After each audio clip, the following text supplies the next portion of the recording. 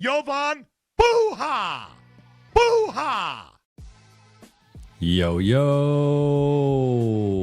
I'm Jovan Buha, NBA reporter and analyst for Buha's Block, and welcome to another live show. We have some breaking news. The Lakers have found their backup center. They signed Kevon Looney, formerly of the New Orleans Pelicans and Golden State Warriors, to a 1-year, $3.9 million deal, which is a veteran minimum contract. I know some people are underwhelmed, and I get it. We will get into Looney's fit and the overall market, as well as strengths, weaknesses, and then what's next for the Lakers. But shout out to the chat, shout out to the late night gang. So let's get into it. So the Lakers signed Kevon Looney to a vet minimum contract. He was on that short list with Andre Drummond and Jonas Valanciunas as the backup fives that were immediately floated after the DeAndre Ayton trade. And realistically, once the Lakers got off DeAndre Ayton, it was unlikely they were going to get a backup five on his level. It was even unrealistic, I would say, that they were going to get a backup five on like Jackson Hayes' level. So I think in general, it was going to be somewhat underwhelming, whoever the Lakers ended up nabbing.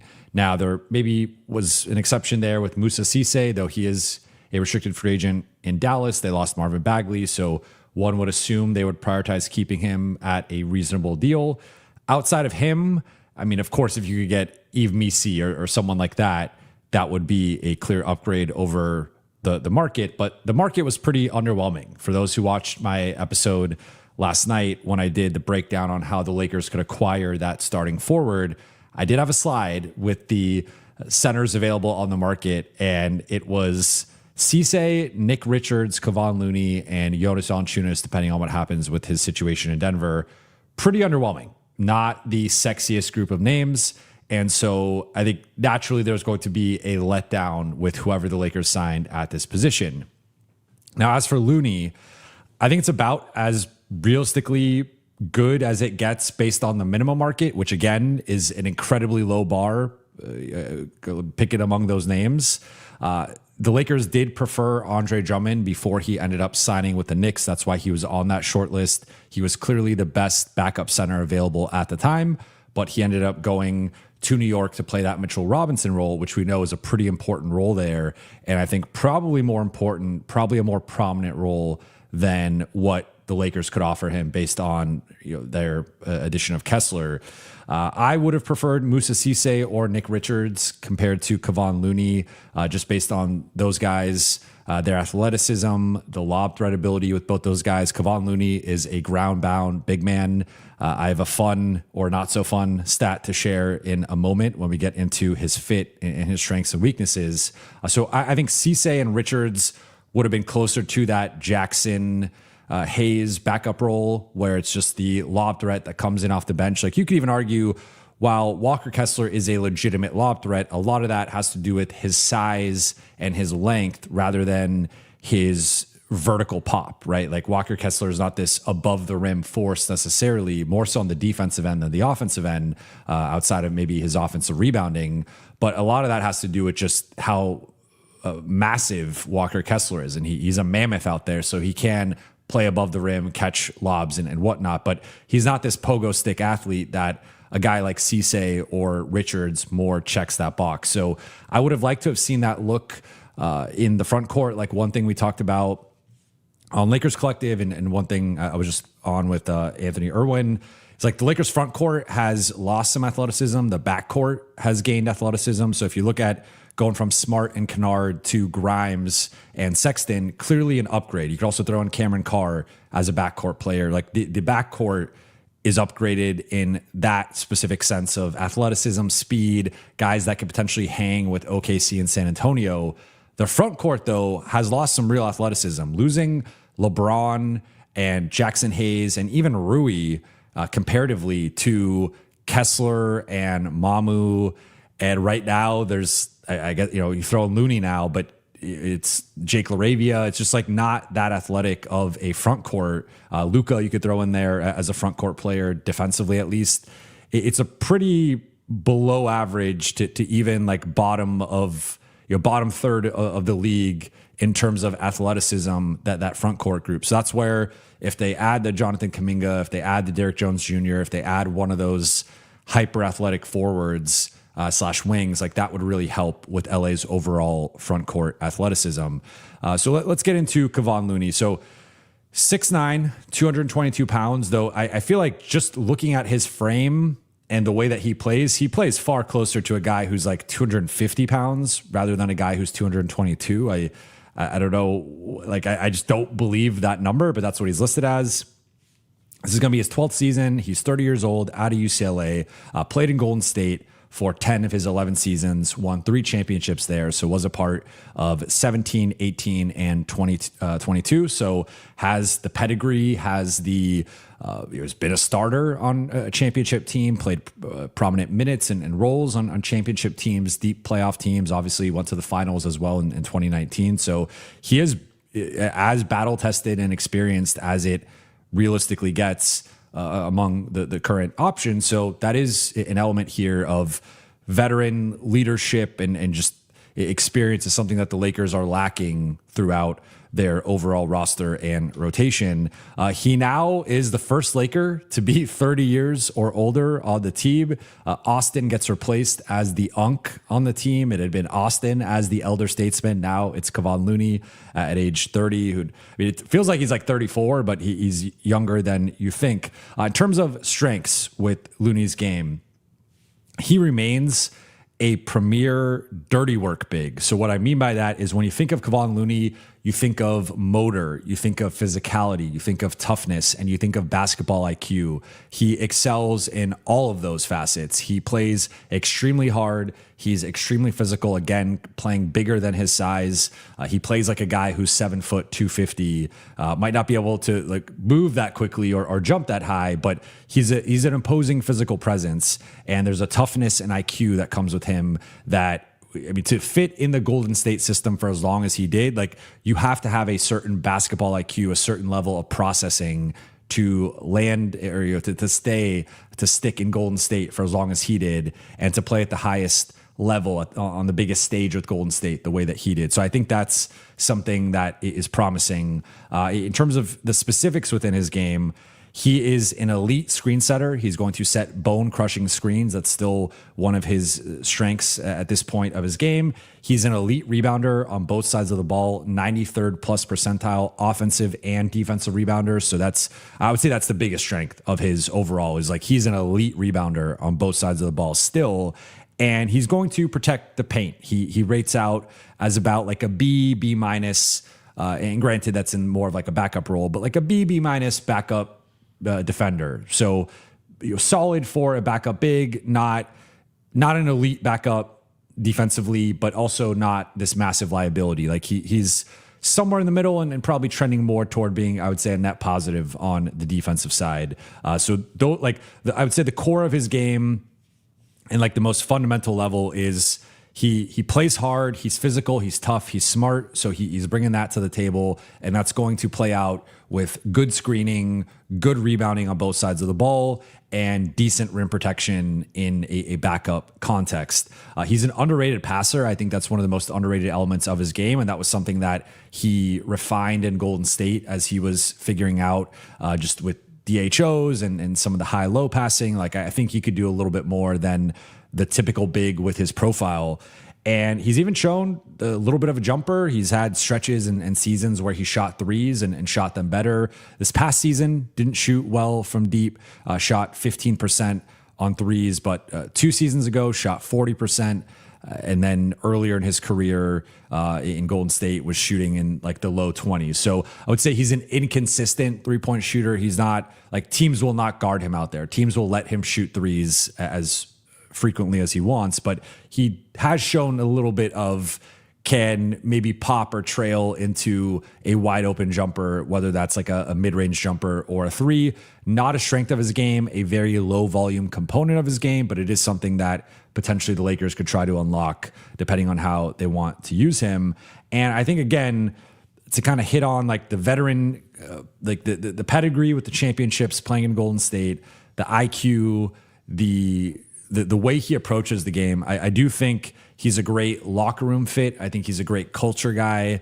And to me, that is something that the Lakers, I think they needed a more veteran player on the roster. Now, is he capable of playing a full-time backup role on a team with championship aspirations, on a team that is fighting for home court in the West?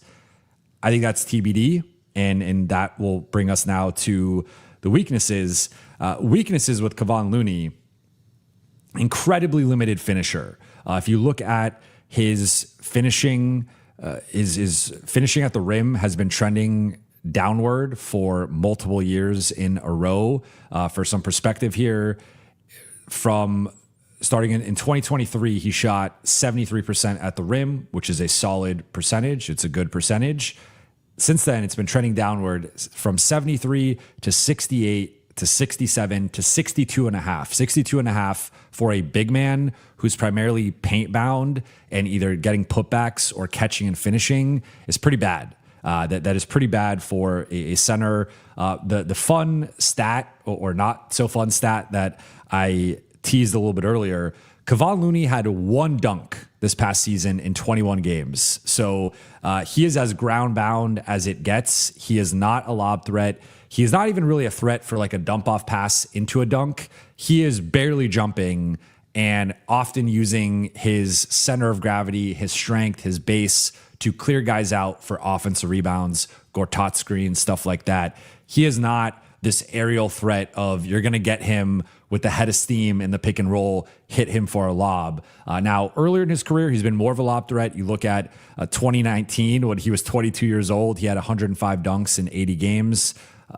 Going a little bit more recently, 2023, he had 68 dunks, 2022, 83.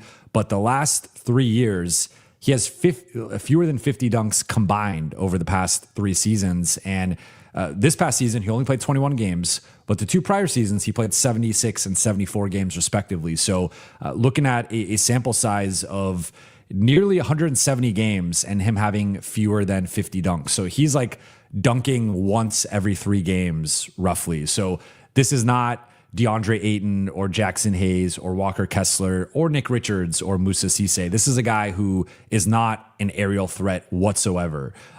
So that's something that you have to factor in here of like, I think it's of the guys the Lakers were looking at offensively, he's easily the worst finisher and the most limited. So Jonas Valanciunas is still in the NBA because of his post game, because he still can catch in the short roll, hit those little floaters, little jumpers, and he's a high level rebounder. Cisse and Richards have that aerial ability, can catch dunks and be a lob threat and be a finishing threat at the rim. That's not Kevon Looney's game. His game is all the other stuff with the screening, rebounding, and defense, which is useful, but it felt like the Lakers were trying to build this rotation here where it was all offensive pluses and guys who, with the exception of Kessler, could do multiple things offensively. That's not Kevon Looney. Kevon Looney is a clear minus. I would say like he's closer to, I would say he's closer to being Vando offensively than he is to being like Jackson offensively. So like that's kind of the spectrum he's at here in terms of like a very limited offensive player, at least from like a scoring offensive output perspective, where you really have to, I think, gift wrap him, hand him like wide open attempts or putbacks. Like putbacks are the strength. Like that's a primary way he's scoring is he's great at clearing space and tapping balls in, either corralling the ball, going back up for a layup, or tapping the ball in off the backboard or over the rim. Like that's the primary way he scores at this stage of his career. A couple other notes with his efficiency was his true shooting percentage of 45%, which is like mind-bogglingly poor, was 3rd percentile this past year. So we're talking one of the worst offensive players overall, factoring in field goal percentage, free throw percentage, and you're also weighing in 2-point percentage, 3-point percentage. Effective field goal percentage was 4th percentile. So again, we're talking about like a bottom 5% scorer from an efficiency perspective this past season. Allowed 78.8% at the rim. So he grades out. He doesn't grade out well in defensive estimated plus minus, but he does grade out well in D LeBron and some of the rim protection numbers on B-Bell Index. But even with that, 80% at the rim is, that that makes DeAndre Ayton look like Victor Wembanyama for some perspective. Like, I mean, granted, it was a relatively small sample size. He only played in 21 games. He was playing in New Orleans. It's not the best encapsulation of his game. And again, there's some grades where he grades out as like a B plus rim protector, but allowing 78.8% at the rim is pretty concerning. And so to kind of wrap with Looney, I think based on the constraints of the market and what the Lakers are trying to do right now, if you had to settle for a vet minimum center and we're not going to trade for one, or we're not going to do some broader trade where maybe you're trading for Kuminga and you're bringing a center out of that, or you're trading for PJ Washington, bringing a center out of that. You're trading with the Clippers, getting DJJ, bringing a center out of that. If you weren't going to do something like that, this was about as good as it gets. Like, again, I would have preferred Cisse, but he was a restricted free agent, so there's a limitation there. I also would have preferred Nick Richards, but I think Nick Richards is a little overrated, so I don't know how much that really moves the needle. And I would say Looney's a better rebounder. He's a better screen setter, and he's probably a better defender overall than Nick Richards. So you get like the offensive upgrade. You get the rim threat, lob threat ability with Richards, the athleticism. But Looney does do some things that at a higher level than Richards that are important. So in summation, I think it's an underwhelming move, but within the context of everything, it's fine. It's again, we're quibbling here, like Kevon Looney versus Nick Richards. I get why people want Nick Richards. I also wanted Nick Richards more, but the reality of the situation was the Lakers were gonna downgrade from DA or Jackson. Realistically, this is a downgrade, but he does do some things better. Like, he's a better screen setter than both Ayton and Jackson. He's a better rebounder than both Ayton and Jackson. And defensively, I would say he's in a similar ball, like doesn't have the mobility of either one of those guys, but might actually be just a straight up better rim protector than either one of those guys. I think it's relatively close in terms of overall defensive impact, but it's obviously a backup big to Walker Kessler. What I will note though, in closing here, is I do not think Kevon Looney is a rotation player against Oklahoma City or San Antonio or New York at the highest levels. So Lakers get to round 2, Lakers get to round 3, Lakers get to the finals, and they're playing one of those 3 teams. I do not think he's a player who can play in that type of series. Maybe against New York in like the Drummond minutes, although I think Drummond's just a better player and is also a stronger player and a better rebounder than Looney. But okay, like, can he maybe play against Cornet? Maybe. I do think Cornet's a much better player than Looney for like some perspective on where Looney's at in that pecking order. I don't think he could play against Isaiah Hartenstein, Chet Holmgren, or Jalen Williams, and we'll see with Ade Mara as well. So I think he's fine as an innings eater in like a 12 to 15 minute a night, maybe 18 minutes at most during the regular season. I have some real skepticism of him in a playoff context against the best teams in the league. I don't think he's got the skill, the finishing, or just the overall like defensive impact to play in those matchups. And so I think the risk that the Lakers are running here is if Walker Kessler goes down for any period of time, and it could even be like a 2-week period, but 2 weeks, 4 weeks, whatever, I think the Lakers are in a real bind there at the center spot where I guess you go Mamu and really lean into Mamu, but your rim protection between Mamu and Kevon Looney is concerning. And that's a real drop off from Kessler, but I would say it's also a drop off from Ayton and Jackson combined when looking at like last year's group. So the Lakers like bet on Walker Kessler continues to rise in terms of like the stakes of it, where not only are they betting on Walker Kessler to like stay healthy and provide a certain amount of value on that contract, but if Walker Kessler goes down with the current iteration of this roster, I just think the Lakers are frankly screwed. And will like, this is not DA misses a few games and Jackson can step in and basically replicate him. Like, the gap between Kessler and Looney is enormous. And now Looney can replicate some things with the screening, the rebounding, maybe the defense in a pinch, although he's nowhere near the same level of rim protector or anchor, but he's not the level of finisher. He's not going to be giving you double-digit scoring nights. Like, he is, at least this past season, was one of the most limited offensive players, just period. Like, one of the, like, a bigger, like, you know, I mentioned he's closer to Vando than Jackson. Like, Vando was a better offensive player than him last year. So, you know, for some perspective here, like, it's pretty limited. So I just wanted to break down his game, go through it. Like, again, overall, based on the minimum market, who is out there, it's difficult to say other than maybe Nick Richards the Lakers were going to find a better player. I do think he helps as a locker room presence. I think he helps with some playoff experience and the pedigree, the toughness, the motor, the physicality. Like, he's going to do some things. And the Lakers are now really prioritizing offensive rebounding between Kessler and Looney. That's going to be a real asset for them. So I think they're going to go from one of the worst offensive rebounding teams in the league to one of the best. And that is encouraging, especially if you add the Kuminga or Washington, who can also provide some offensive rebounding, some athleticism. DJJ also fits that. Like, you get one of those guys, and all of a sudden you have changed your makeup where probably a higher volume 3-point shooting team and a higher volume offensive rebounding team, and that does shift some of the margins in your favor. So I see the upside with this move. I would say it's overall limited upside and pretty limited to the context of he's a regular season backup who I have real concerns with scaling into a playoff setting, and I don't think can play at the highest levels. So I think this will be something that's on the Lakers' radar in terms of do they add a third center?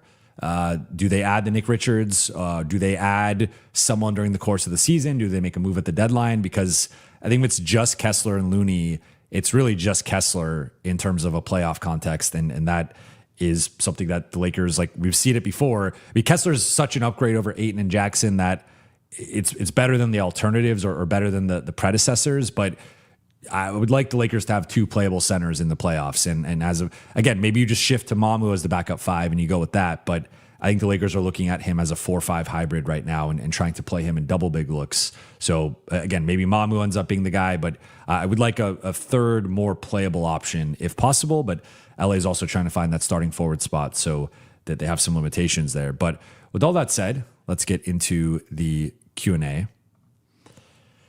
First one from Jovan Buha's Pookie Bear.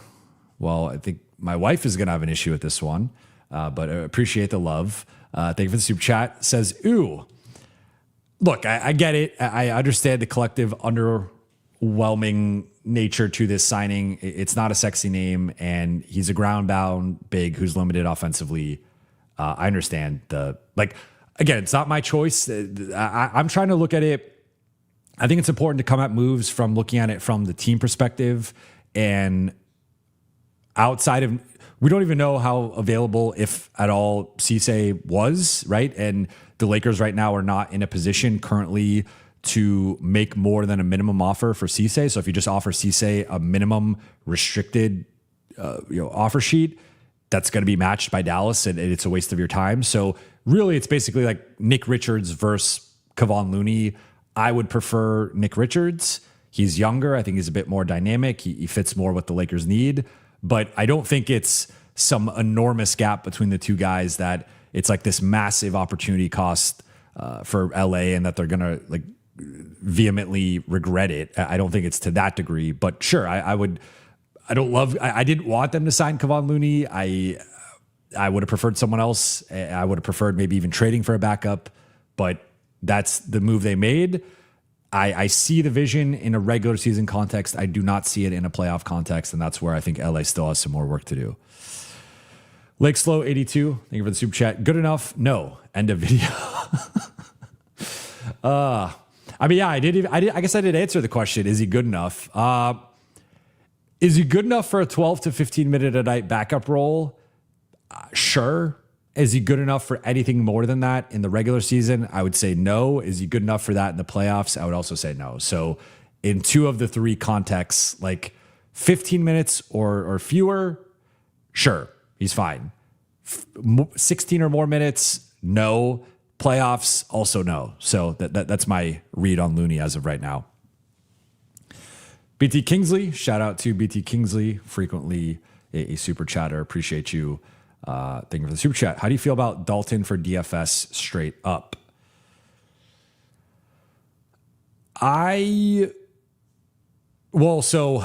the Lakers could technically, I don't think that's illegal because of, remember I did the trade rules, and I could bring that up right now in terms of what the restrictions would be.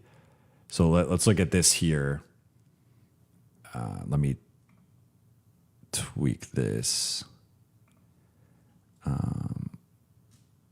So if we look at this, up to 8.8 million in outgoing salary can bring back 200% plus 250K. So for example, or I guess the specific example of Dalton is at, he's at about 4 point something. So let's just roughly say he's under the 8.8. So if you send out Dalton, you could bring back double Dalton plus 250K. So so that would be, we're talking roughly like a little under $9 million or roughly in that $9 million range.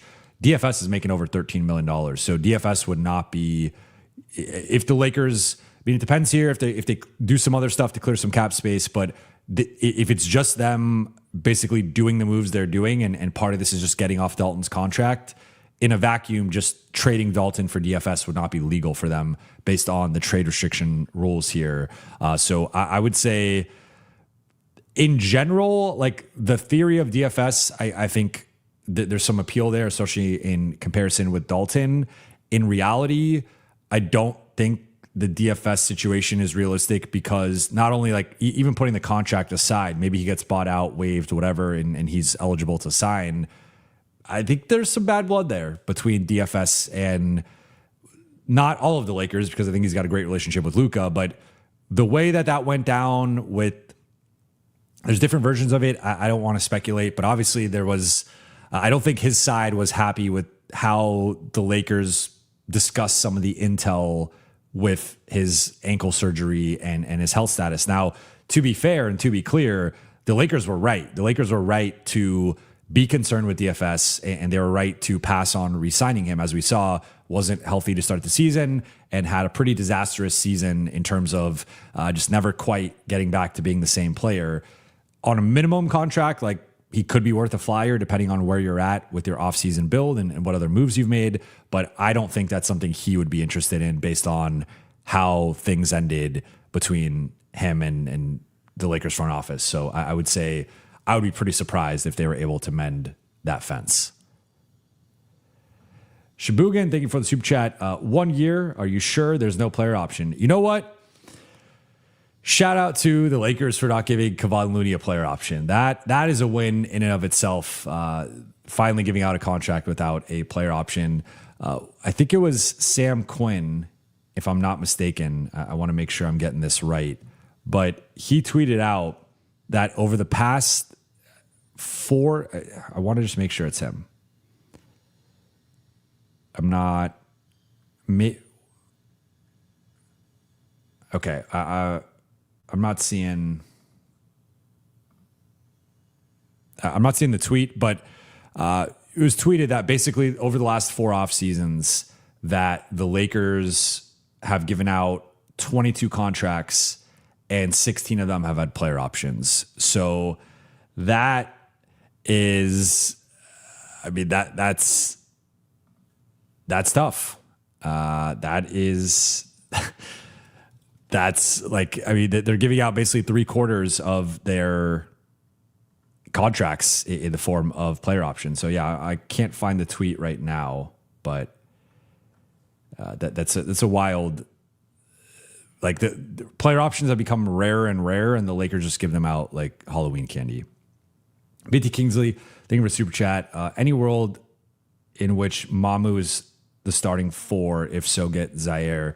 I would say if the Lakers don't get someone at least at the Kuminga level or above, so that's the Kuminga, DJJ, PJ Washington. We talked about several other names, Max Strus, Lou Dort, Christian Brown, Cam Johnson, guys of that ilk, of that general. Like I think all those guys are starting level players for the most part, right? Like maybe a couple of them are fringe starters, but putting aside their contracts, right? Because you're going to view Christian Brown a certain way compared to Lou Dort, who's an expiring, or DJJ, who's an expiring, making half of what Christian Brown's making, right? But like putting contracts aside, if we just evaluate that general crop of players, all those guys are starters, right? Like Max Strus, Dort, I view Dort more as a fringe starter, but like whatever. Those guys are largely starters on like most teams. So those guys would all help, and I think slot in to varying degrees into the starting group, and I think likely put Mamu in a bench role. If you don't get one of those guys though, and you are looking at the Zaire Williams, the Matisse Thybulle, the Ochai Agbaji, Nicholas Batum, like those guys are not good enough to start over Mamu, in my opinion. And at that point, you would probably start Mamu at the 4 and then go with one of these other swings off the bench. So I think I would say it's more of a worst case scenario for the Lakers offseason, because I think Mamu as a third big is a far better value proposition than Mamu as a starter. But with the current build, you could argue he's a starter. Like, I think it's probably between him and Jake, right? I know some people want to float out Vando. I could tell you, as long as JJ is the head coach, Vando's not going to be starting. It's going to take multiple injuries for Vando to be starting.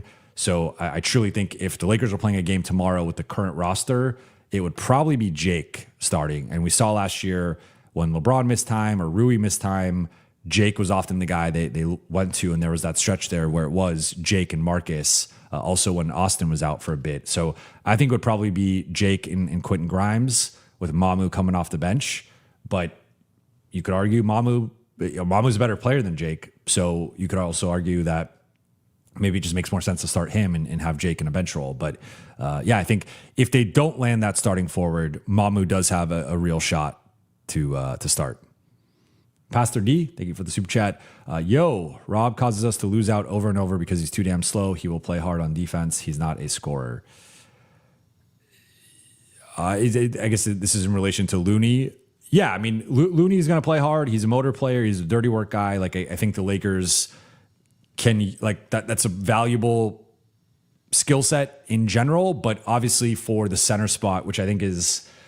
There's outsized importance with the center spot on a Luka team in terms of if you look at the two-headed monster between Gafford and Lively and how valuable that was, having two guys who could rim run, rebound, and defend at that level. Even with the Lakers, they were not defending or rebounding at that level, but having two guys who could put pressure on the rim in DA and Jackson, we saw what that could do for LA's offense. So they have a guy in that mold with Kessler, but Looney is not in that mold, and Looney's not. I mean, look, maybe they could dust him off and uncork the best version of Kevon Looney. He's never quite played in the system that the Lakers are about to be playing in, because Golden State has their own system. It's a lot of read and react and motion, and he's more so screening, playing at the top of the arc and DHOs and finding guys on back cuts and whatnot. So that's like, he's not really as much of a pick and roll rim running big. New Orleans, their playmaking has been a mess for years, and he barely played last year. So really, I think he's going to be in uncharted territory in terms of the maybe more traditional system or more simplistic system of just screen for Luka or Austin, rim run, and then go either catch a lob or a dump off pass or clean up a miss if there is one, right? So maybe we see a different version of Looney. Like, certainly from a shot quality perspective, they're going to optimize him in a way that he hasn't quite been optimized. But I would also argue that if you look at his some of his number, I mean, he's just not a good finisher at the rim. On dunks and threes, he's a 22nd percentile finisher at the rim. In B-ball index, his rim field goal percentage is a D. He's in the 32nd percentile. So I think there's, even if you are spoon feeding him good opportunities, he's very limited. So yeah, I hear you. Shabugan, thank you for the super chat. There's a lot to hate on Rob for. This ain't it. At a vet minimum, this is more than fine. Best of a mediocre bunch means we won't lose on the glass now. I think that's an optimistic way and a fair way to look at it. Like, this really helps the Lakers rebounding. It will help the screening, getting guys open on and off the ball. And defensively, I think he's fine. And even, I would say I would take him over Nick Richards. Like, Richards, specifically with scoring, being a lob threat, leveraging his athleticism, does have advantages over Looney. But if we're talking specifically screening, rebounding, and defense, I would take Looney over Nick Richards. So I see the vision. I see what they're trying to do. I just think he is so limited offensively that there is some real downside here, especially in a playoff context. Like, that's still one of the truisms of the playoffs, is if you cannot play offensively. And we've even seen like Donovan Clingan had moments, for example, where like he was kind of unplayable in that San Antonio series, especially big men. For as great as you could be defensively, as great as you could be on the glass, if you can't catch and finish or have a certain amount of offensive utility in a playoff context, you quickly become unplayable. And we even saw that with DA and Jackson. Like a lot of the lobs and dump offs and certain things that they were getting in the regular season were not there to the same degree against Houston, and definitely not there to the same degree against OKC. So that's where it's like, at least those guys, they have like an aerial range where you throw the ball up, Jackson could go get it, DA could sometimes go get it. Kevon Looney can't go get that. So that's where it's just, he's really limited offensively. Again, I like the screening, I like the passing, and he's even flashed a little bit of shooting. But realistically, as that dump off guy or guy in the pick and roll, he doesn't have the speed, the athleticism, the pop, the burst to really make you pay. And because of that, I even wonder if like they're going to use, I could see him in two big looks with Mamu, where Mamu's the primary screener and he's either the roll guy or the pick and popper. Like Looney, I think is going to be more of like kind of a dunker spot guy or sort of playing the baseline, being like a weak side screener. I see a lot of that with him, but I don't even know if you could run heavy doses of pick and roll with Kevon Looney. Like that's not really his skill set. Or at least anymore. Shabugan, thank you for the super chat. Why are you looking at it through the lens of Kessler going down? If Kessler goes down, no option with work, and the Lakers are a play-in team. That's fair. I mean, I think you have to prepare. That's not how I'm looking at the entire move. That's one facet of the move that I think you have to entertain. Of depth matters in the NBA, as we saw. Like if you go back to early April, we thought the Lakers season, or I will speak for myself, but I will also speak for many people. A lot of people thought the Lakers season was over because Luka and Austin went down. And I think we can acknowledge that, like in a macro sense, it was over because they were never going to beat OKC or San Antonio without Luka. They needed Luka to have any chance against either one of those teams. So as long as Luka was out, the season was effectively over. It was just a matter of, are they losing in round one or are they losing in round two? And obviously they pushed it to round two and had this valiant effort to close the season. But the Lakers don't win that Houston series without having the reinforcements that they had, without having LeBron being able to scale very comfortably into the number one role, without having Marcus and Luke and Rui step up and DA step up in the first round. Like they had the resources, they had the depth to replace Austin and Luka, at least temporarily, in that first round series. So while I understand losing Kessler is like a doomsday scenario, he's not been a beacon of health through his first 3 years. Like I laid out last night why I think it's been a little overblown. He did rest some games to close the season. And I think if you look at his like actual projected, I think it'd be like 78 games, 70 games, 65 would be his realistic games played had Utah played him to close those seasons. Like that's not too bad. That's all 3 seasons, 65 plus, a couple of those seasons, 70 plus.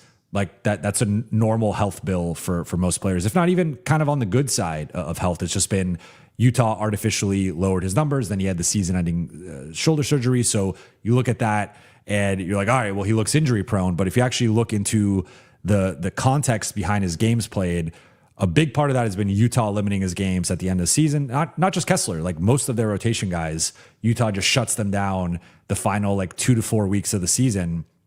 And this past year, he only played 5 games. So if it's more so just stating like if Kessler misses 15 games for whatever reason, the Lakers are in a bind that I would argue they're probably less of in a bind if they had like Nick Richards, because I think Nick Richards can at least replicate. He can be some of what Jackson was offensively.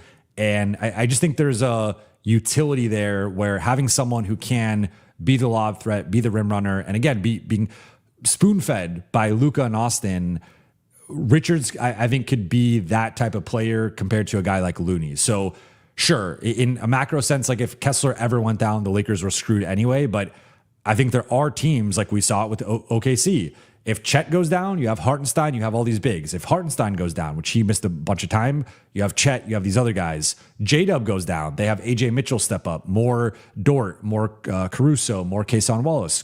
Caruso's out, they have Wallace, etc. So like I understand like the macro sense of you lose Luka, you lose Austin, you lose Kessler, you're screwed in any of those realities. But you also would like to have a little bit more depth there to be able to withstand that. And like arguably, especially like if they lost Austin, Grimes and Sexton are not Austin, but you could give them the ball and they could step up their usage and help you patch things together for as long as Austin's out, depending on how long that is. So like, I think they've been trying to add some depth to the backcourt, the ball handling, and have some more reinforcements of if Austin or Luka goes down, we have a couple guys we trust with the ball in Grimes and Sexton, maybe even another guy we trust with Cameron Carr. And like we have some more reinforcements there. I would argue the front court is still pretty thin. And if Kessler goes down, it's either Mamu, who you don't want as a full-time five, definitely don't want as a rim protector, or it's Kevon Looney, who is like one of the biggest negatives offensively in the league right now. So that's where I would still look at that position of like, I know you are probably screwed anyway if Kessler goes down, but I would like to feel a little bit better of the alternative because he might not go down for a long period, but like he'll probably miss random games here and there. That's just how the modern NBA is. And if you don't have a capable backup, you're in a position where you're probably going to lose. And you might even drop some games against bad teams without Kessler. Like, because right now Kessler's propping up the defense. If you go from Kessler to Looney, that's a pretty big drop off defensively, to say nothing of like the offensive end. And at that point, if it's just Looney and Mamu, that is an underwhelming five-man rotation. So that was more so why I was bringing up Kessler potentially going down. But obviously, you hope Kessler stays healthy. And if he does go down, at that point, you are screwed kind of regardless. I would like I think Looney's capped out as like a 15-minute a guy, regardless of the context of Kessler. Guys like Richards, or if they had kept Jackson or someone like that, they could scale up into a starter role for a little bit. That's where with like Looney, I think my biggest issue with the signing is he's pretty much a 15-minute a night guy at most. And if you have to ask anything more of him, I think that there's going to be immediate diminishing returns where I just don't think he could play more than that and still be effective. So some of these other guys, whether it's Cisse or Richards, like they have different flaws compared to Looney. They're not as strong. They're not as good defensively or on the glass, but I think they could play a larger role and have a certain amount of energy playing like 20, 25 minutes, where Looney, I think, is like at this stage of his career, I mean, he's about to be in year 12. Role players, especially big men, like into that stage, like he's just at a different stage physically. I think he's also had, injuries early in his career that I think have eventually kind of caught up to him a bit with the mobility and stuff. So yeah, I mean, I just think he's to me, I guess the key here is he's not a backup who can scale into a starting role, where I think a couple of the other options they were looking at could have potentially done that. Magic Kobe Braun, thank you for the super chat. Jovan, based on the roster as is, where do you see the Lakers finishing? I say 5th to 8th at best. It's an interesting question. I've been thinking a lot about this. I think it's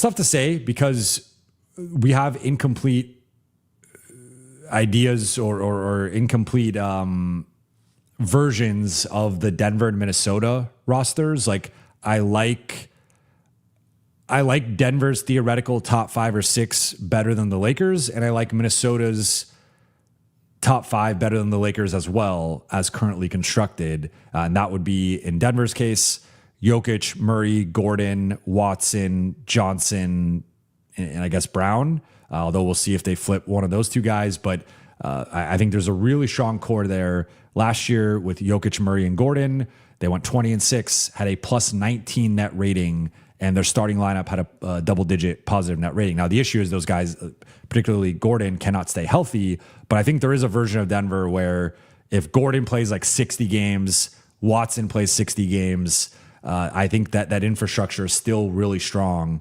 And that, to me, would probably be the 3rd best team in the West. Minnesota, you got Ant, LaMelo, Gobert, McDaniels, Ayo, and I think that's a really nice 5-man combination. And we'll see if that ends up being the starting group, but they don't have a bench, and we just don't know. Denver doesn't have a bench either. So for as much as we want to give the Lakers flack for their lack of depth, like those teams are honestly not as deep as the Lakers right now. Like, I like their starters better. I like their kind of the fit of the top 5 a little bit better than the Lakers' top 5, but the bench is like, I would say the Lakers have a better bench than both those teams, right? As currently constructed. Then you get to Houston, who I think is the closest to being a finished product, basically running it back with Marcus in place of DFS or maybe more so in place of Josh Okogie. You're adding Fred VanVleet and Steven Adams back. So I think Houston gets a real boost there. If you just add Adams and VanVleet and Marcus for Okogie and Clint, maybe Clint Capella goes to a different role and DFS, like that's a clear upgrade for Houston. So Houston will be in this mix as well. I'm lower on them in a playoff context than I am in a regular season context. So I say all this to say, like, Luka at this stage, I mean, they're in my opinion, they're clearly a playoff team. So at worst, I would have the Lakers 6th. But I also think Luka is in that best in the world conversation, best offensive player in the world conversation. And it feels like with what we've seen from Luka the last 2 years, like you're walking into a 50+ win team at a minimum. And if you're a 50+ win team, you're probably going to be, I think, at least the 5 seed, if not potentially the 4 seed, depending on how things shake out. So I tentatively would say, like, the current version of the roster, if you told me everyone was healthy, I might lean 6th, but I think not everyone will be healthy, with some of the other teams. So I would probably pencil them in as 5th.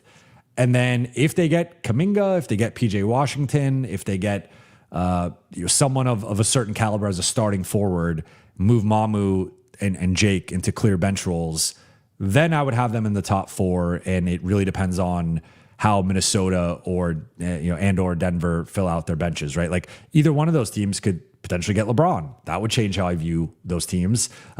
Denver needs some bench depth. They need to figure out the Peyton Watson situation. Minnesota really needs a power forward. Then they also need to fill out their bench. So it's difficult to say without having the complete picture for the Lakers as well as some of those other teams. But I think I would say Denver and Minnesota have slightly stronger top 5s right now, in my opinion. And so I give those teams like a slight edge right now. So I'd probably say as is 5th, but if they make the right starting addition, I would move them up to 4th. And then depending on what happens with Denver and Minnesota, maybe even as high as 3rd. Like I would view their range as 3rd to 6th. That's how I currently view their range.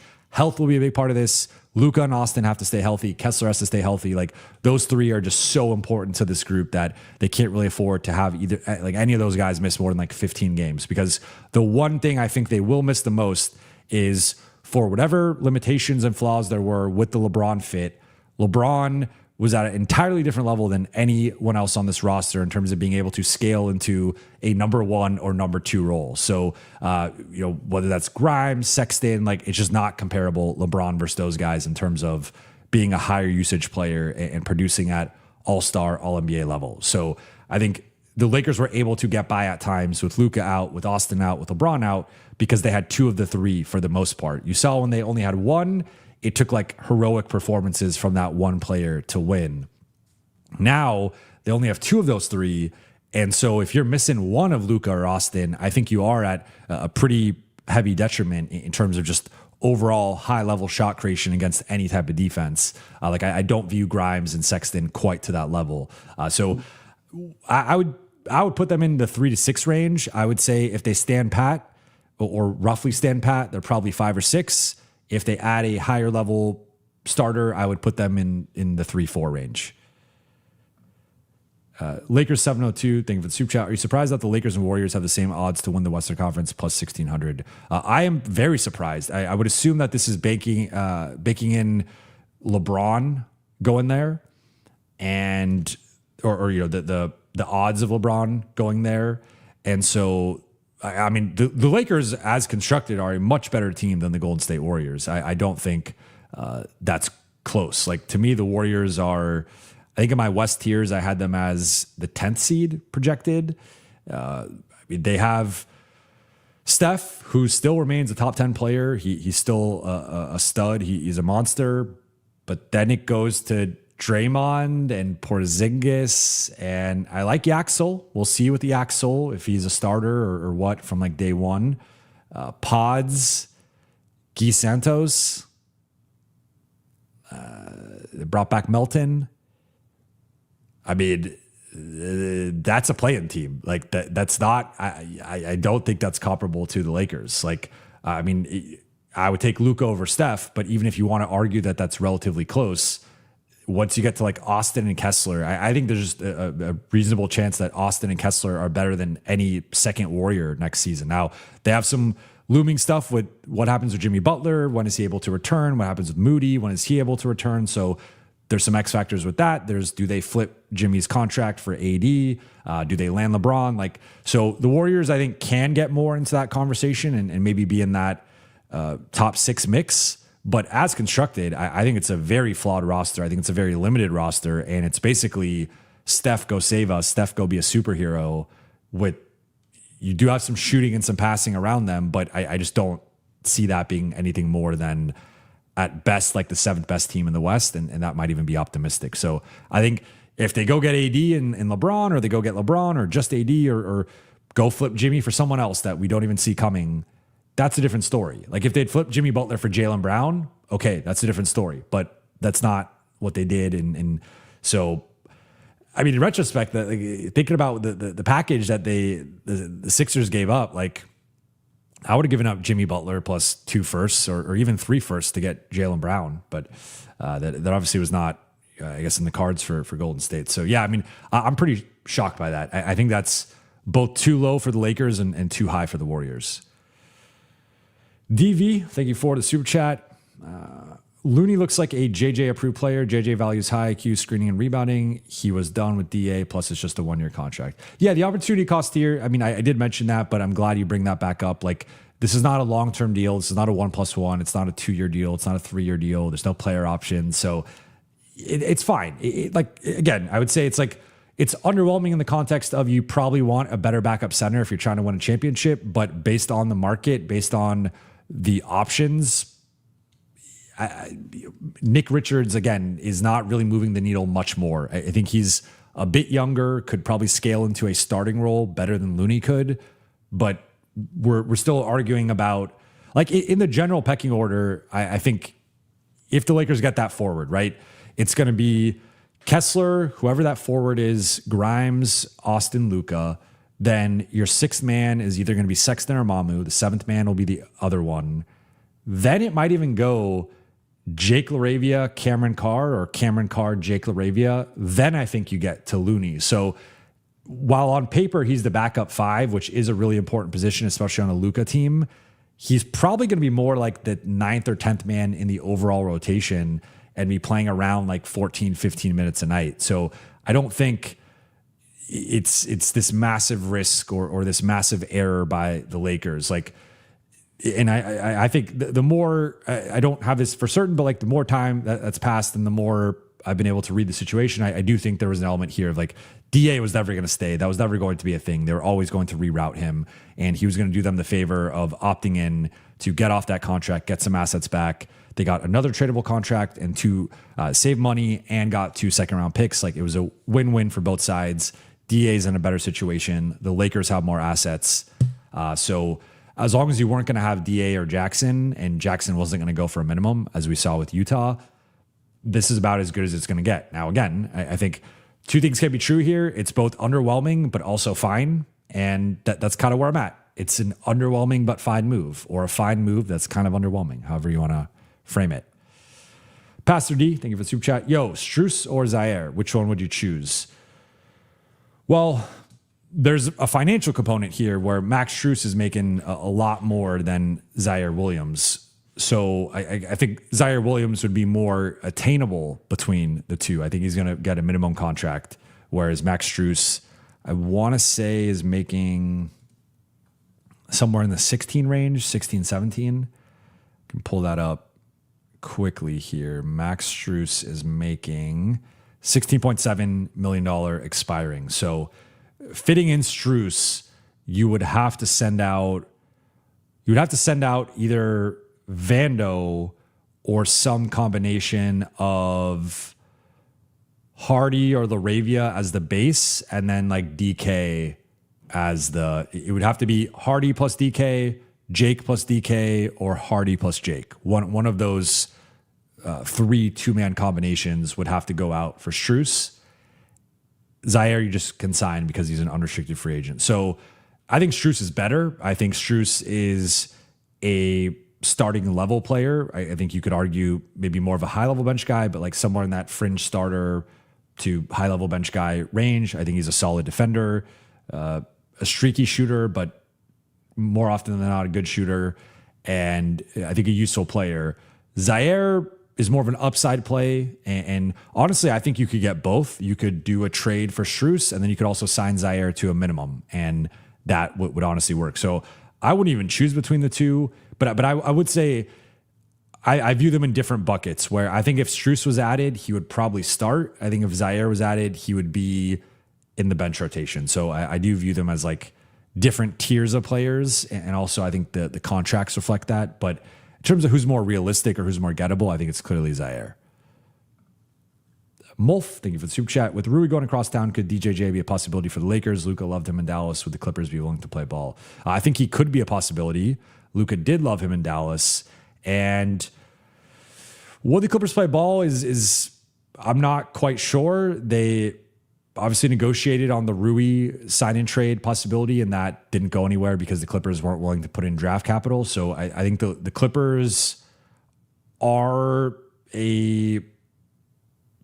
I think it's an overall smart front office, and I think they would value DJJ at a certain level. I don't think they're going to just give him away, and I think they're not just going to give him away to the Lakers, right? Because I still think, especially from a Clippers perspective, they are the second team in town, and them helping the Lakers in any regard, I don't think would go over well with their fan base or just like be something that they would want to do. So I think they would play ball. I would assume any DJJ trade would be, it would probably require, I think it would require all 3 seconds and require Vando not being in it. So if it was as simple, you could do Hardy and DK plus 3 seconds for DJJ, and I would do that in a heartbeat. Now, I think for them, it would be more so you're getting off of DJJ's expiring money, you're getting back expiring money, but technically expiring money with team options. Hardy's got a team option, DK's got a team option. So if either one of those guys pops, you're in control of them and you get 3 seconds out of it. I think that's a fair trade from the Lakers side. From the Clippers side, it just depends on how you view like your season, and are you trying to be a play-in team? Because I think at best they're a play-in team, but probably not even a playoff team. And that might be optimistic. I think Utah's on the rise. You still have Portland and Phoenix there. You have Golden State in the mix. And so I don't even think it's guaranteed that they're a play-in team. So if I'm them, I would probably just take, like, unless they view DJJ as a long-term piece, which they might, or even like a medium-term piece, whatever. If they don't view him as that, I say just take the 3 seconds and get off the asset and get something for him. Especially those like seconds could have value. 2 Washington seconds, a Lakers second, early 30s. You just, or early 2030s. You just don't know. But I think the Clippers and Dallas are probably in similar buckets where they would trade with the Lakers more than maybe the public assumes, but they can't walk out of a Lakers trade with the optics not being at least like neutral, if not potentially more so on their side of the ledger. And so there's kind of an optics battle within that. But yeah, I mean, I would do that in a heartbeat if I'm the Lakers, and then you still could waive and stretch Vando if you want, and then go sign someone else, or still try to get off Vando. You'd only have a swap at that point. I think it'd be pretty difficult, but you could even take back some money from someone else. If we've talked about, you could take back Christian Brown, or if there's a Terrence Mann, someone like that, you could flip Vando for a different bad contract and just upgrade that roster spot potentially. So I think the Clippers would play ball, but I assume the price would be like pretty close to like 3 of their 4 draft assets, if not all 4 of them. And if you're not giving up anything really in your rotation, which I would argue Hardy and Connect are not, I'd be fine with that. LeBum97, thank you for the super chat. Traded due plus draft assets for starting forward PJ. I think the Lakers' preference would be to not trade Adu, and would be to trade Bronny, trade Dalton, trade Hardy, even trade LaRavia if it really came down to it. But ultimately, if Adu was that haggling, the final piece to the puzzle, I think I would do it, especially because PJ is locked up long term, and you have now a starting 4 for the next 4 years, and you have the proof of concept with Luka.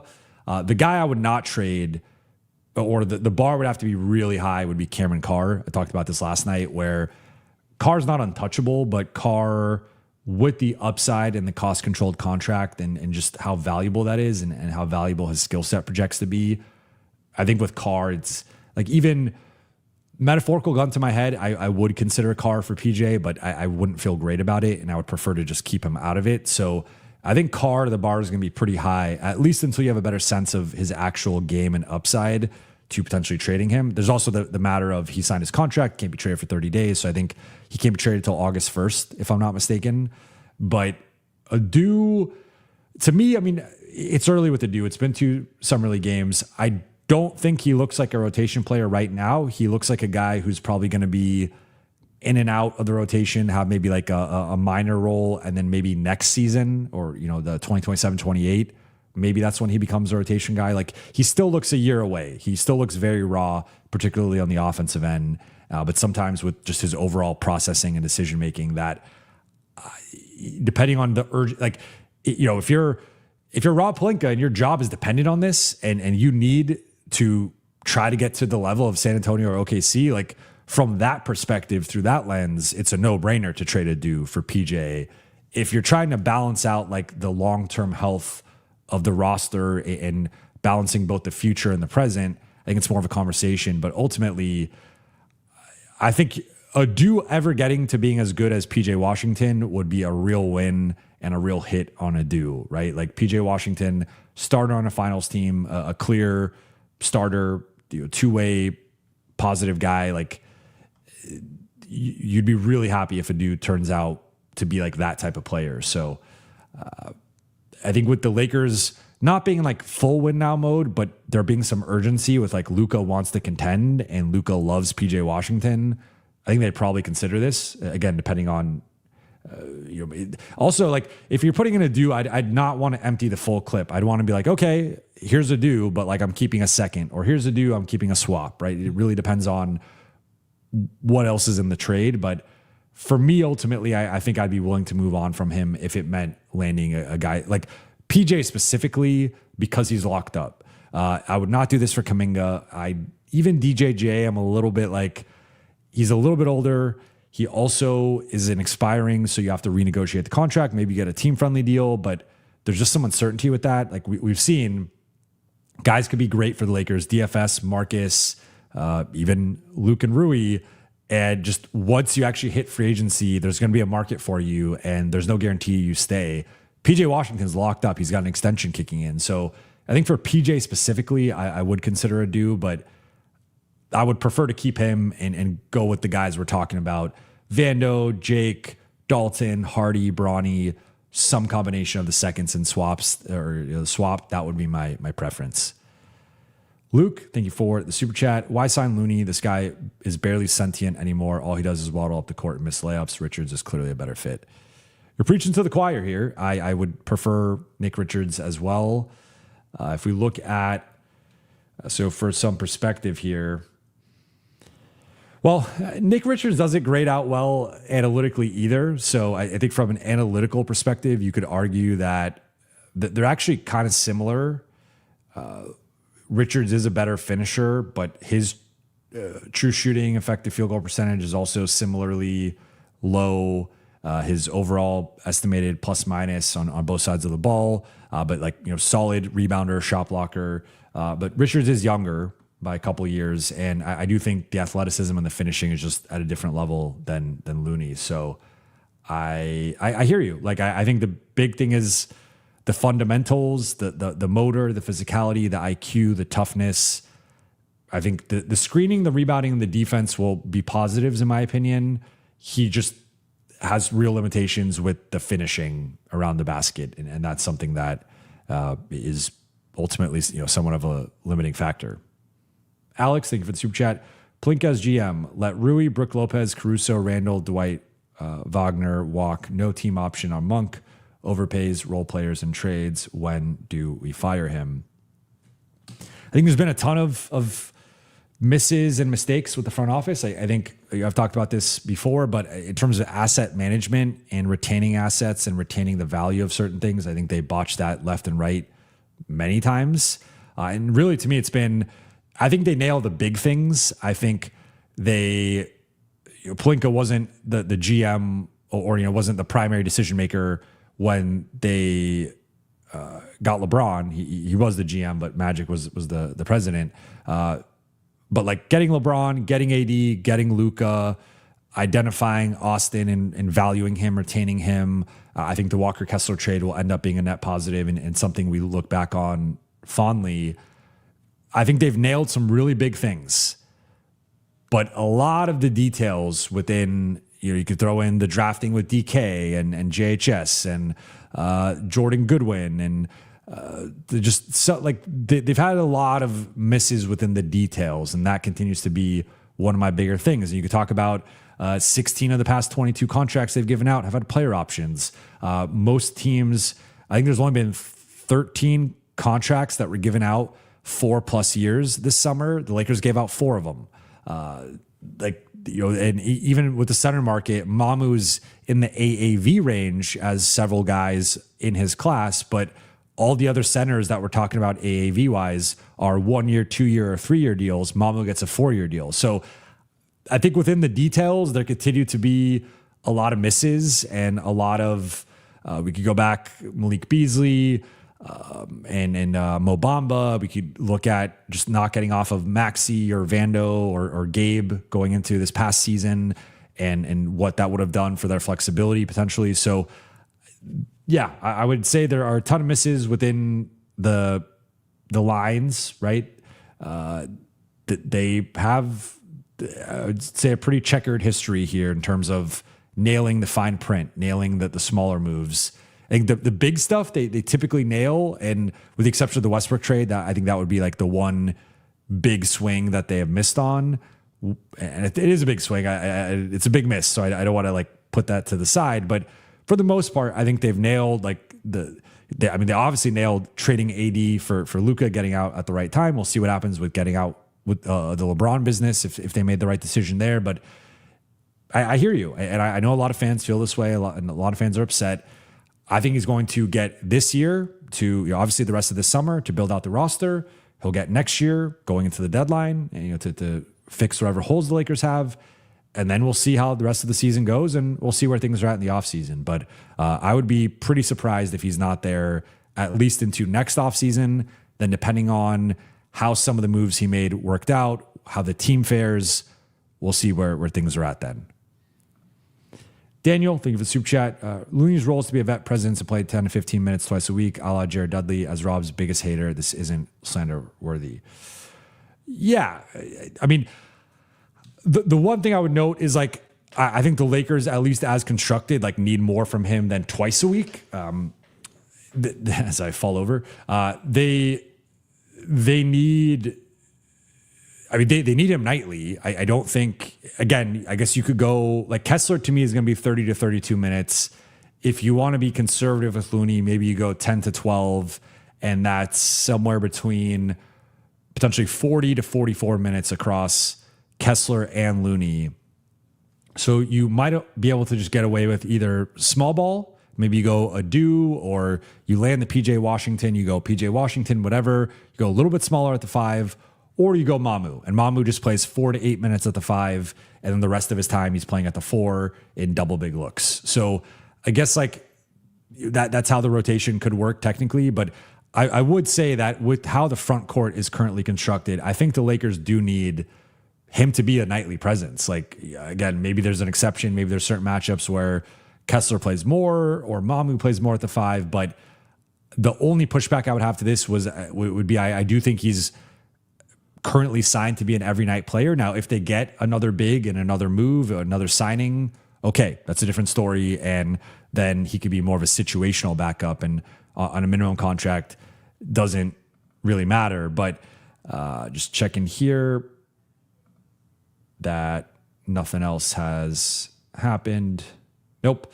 Okay. So that would be the only thing, but yeah, I'm not going to slander Rob on this. And I assume this is maybe more so at the chat or other people's reaction than my own, because I thought I said it was underwhelming but fine, or fine but underwhelming, whatever. Like, I'm not slandering for this. I think I would have preferred Nick Richards. I would have preferred Andre Drummond, but it's passable, I guess. Eric Dane, thank you for the super chat. How many playoff rotation players are on this roster? I would say locked in guys I trust in a playoff rotation. And the crazy thing with this is 2 of these guys have not even played in the playoffs. I would say 6. I would say the top 6 players on the team, Luka, Austin, Walker Kessler, Quentin Grimes, Mamu, Colin Sexton. Now, the funny thing with that is Walker Kessler and Colin Sexton have not even played in the playoffs before. So there's just this element of like going back to last year's group, LeBron, you knew what you're getting with LeBron, right? Like he has all these playoff records, one of the most decorated players of all time. Marcus Smart, though, and Rui Hachimura and Luke Kennard to a degree, I wouldn't quite put him in the full Marcus Rui bucket, but to a degree, like Rui and Marcus were foxhole guys. You wanted those guys. Like Rui's been a playoff riser. Rui has played better, scored more, shot better in the playoffs. Marcus is a foxhole guy for all of his flaws, for all of his weaknesses, for all of the shot selection, the turnovers that drive you crazy. You want Marcus on your side. Like if you're going to war, Marcus is a guy you want in your foxhole. And that is not to say that unproven guys are not foxhole guys, but there's just an unknown entity, an unknown element to their game where we're just projecting with Kessler and Sexton. We don't know. We haven't seen it. Mamu's played in 1 playoff series. Grimes has played in 2.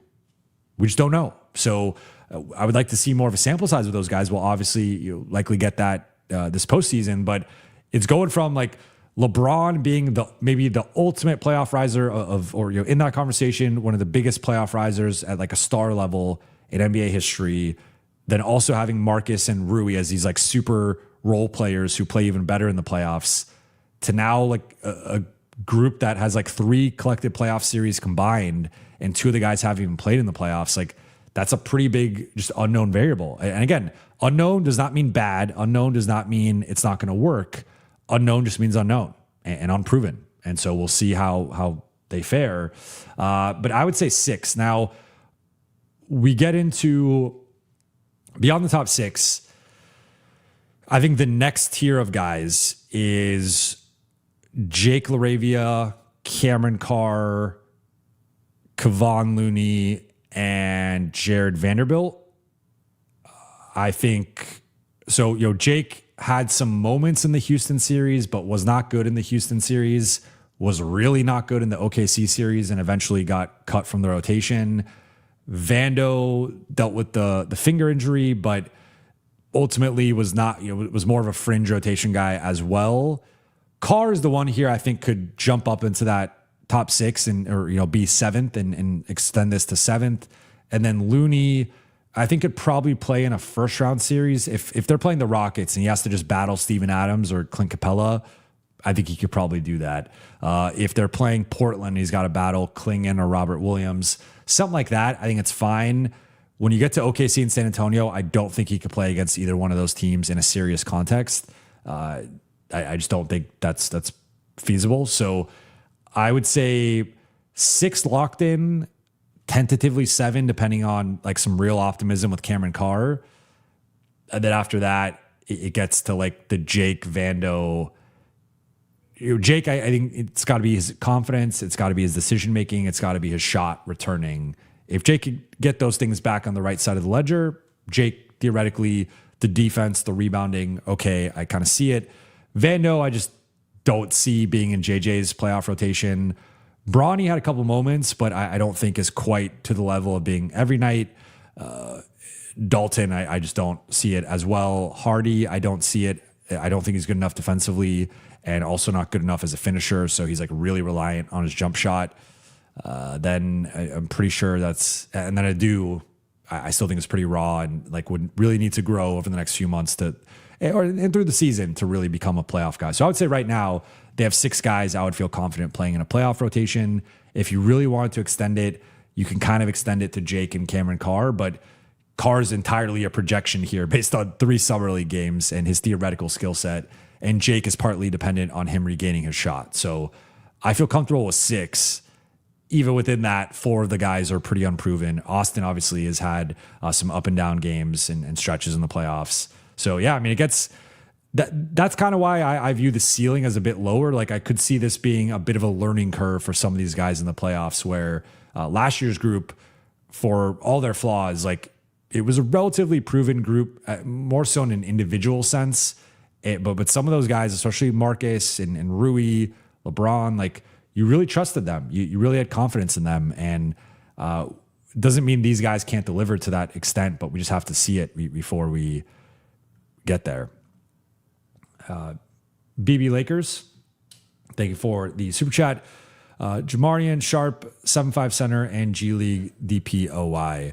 I know he's someone that the draft Knicks and the G League heads, I don't know what like the G, I don't want to say the G Leaguers because that's more like the players, but he's someone that I think smart people have been pointing out as an option or theoretical candidate.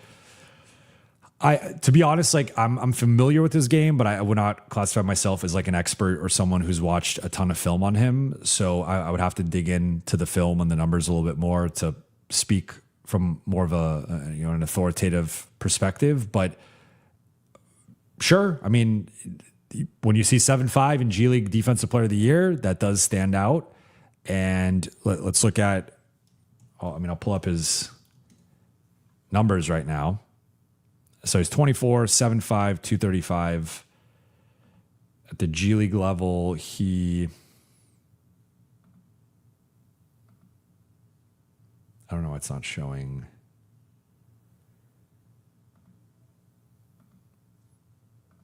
You look at Basketball Reference, I guess. So the last couple years in the G League, 3 blocks per game in 22 minutes, 4 blocks per game in 25. Overall, basically 7 and 7 with between 3 to 4 blocks, 62% shooting on twos, 71% this past season.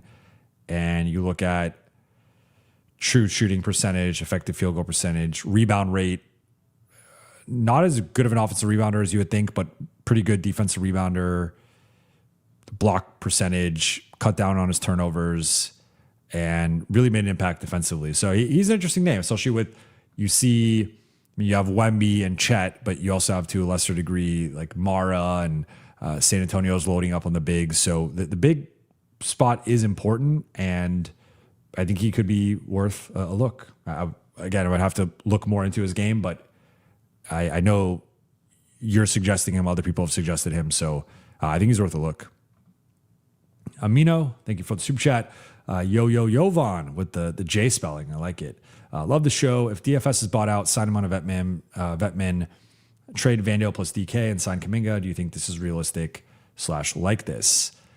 I mentioned earlier, and I will stand by, I think the ship has sailed with DFS and the Lakers organization, the Lakers front office. I think there was some real bad blood last summer with how the entire situation was handled in terms of some of the intel that leaked out and some of the stuff with DFS's health and injury track record.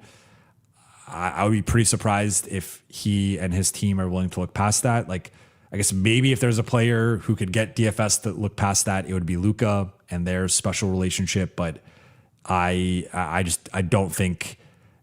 I think he got a little personal there at the end. I don't think he would want to be back. So I'm skeptical of DFS coming back. I guess I would not entirely write it off, but I would write it off to at least like 95% or more. I just don't really see it. But the other part of this, if you could trade Vandale and DK and get Kuminga, I'm on board with that. If there is another player who gets bought out in the DFS realm, I'd be open to that. I mean, I also think that there's an open-ended question with DFS of just like, is he just cooked?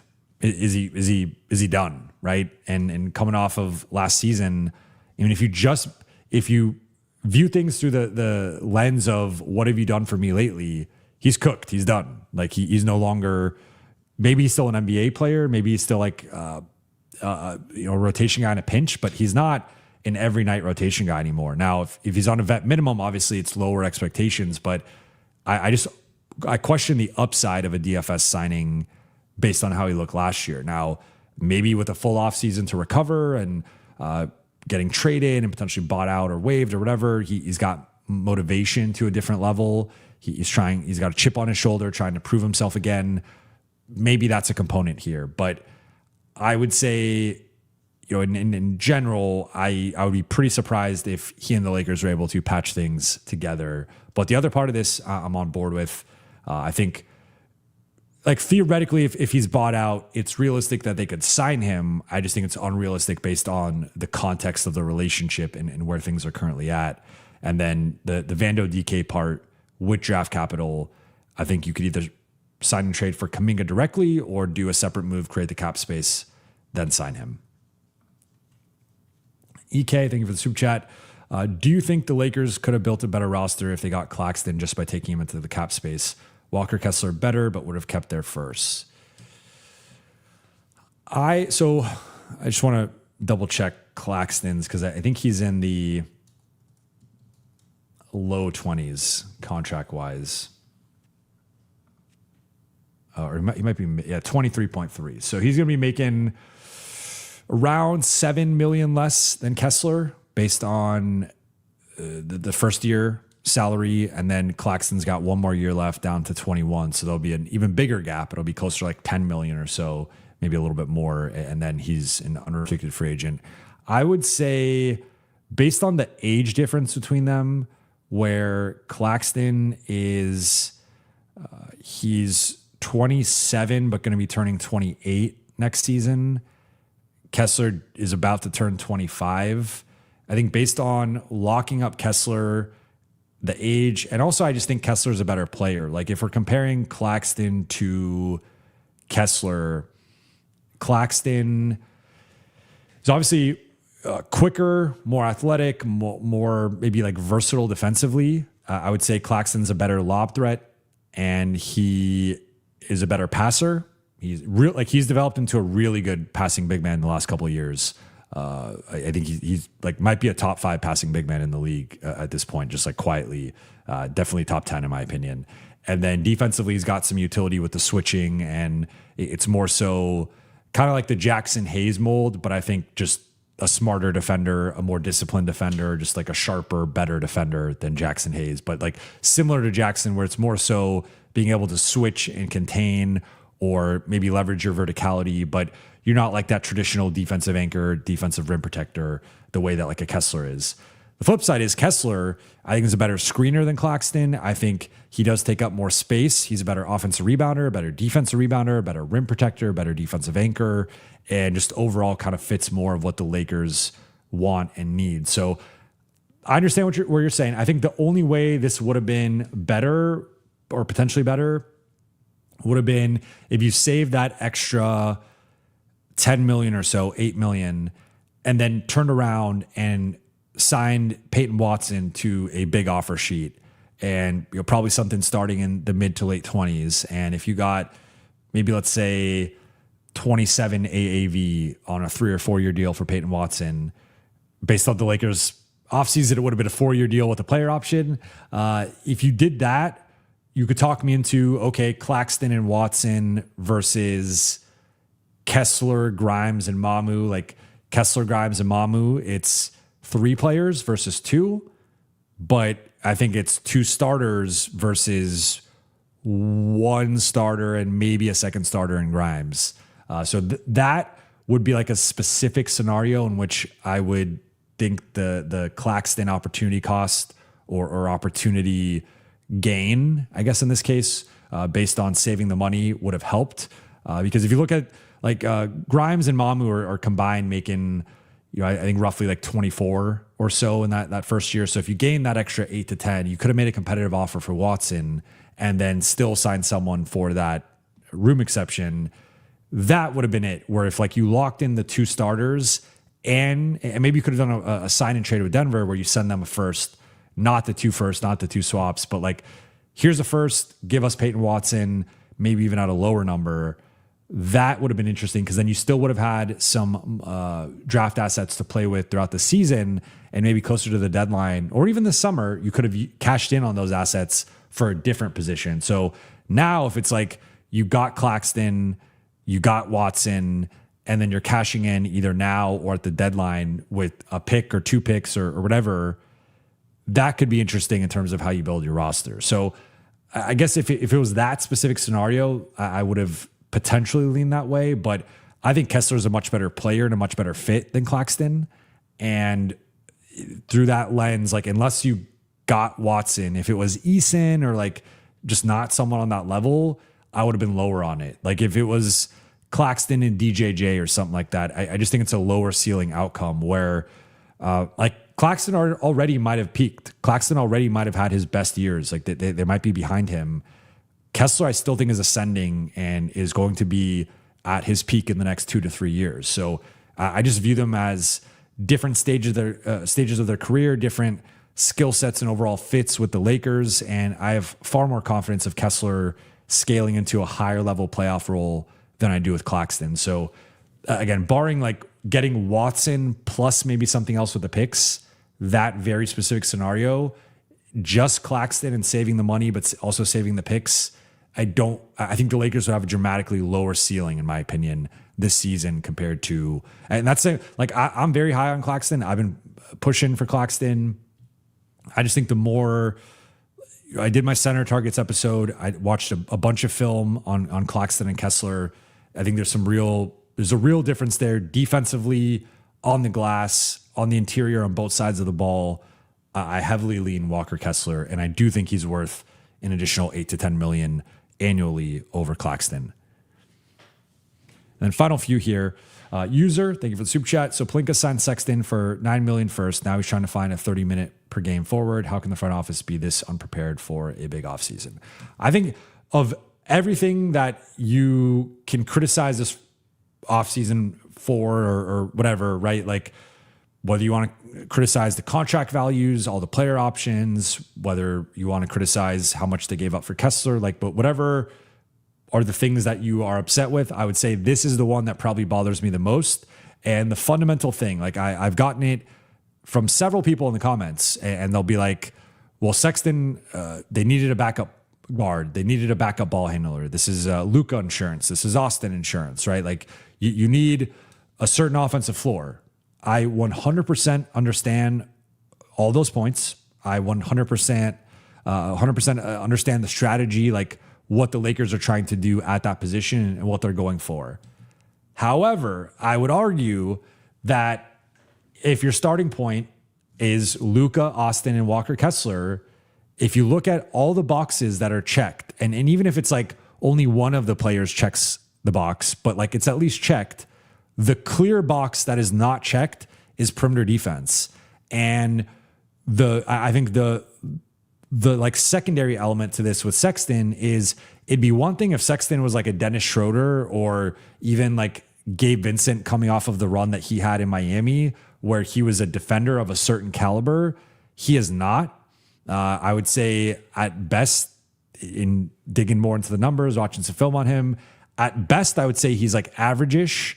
And realistically, I would say he's somewhere between below average to bad. And so I think there's like a limitation there with Sexton next to Austin and Luka, because now you're just going with 3 guys who have some defensive limitations, and you really are putting a lot of pressure on your other 2 spots. But there was also just the general opportunity cost of like the Lakers really needed a perimeter point of attack or wing guy.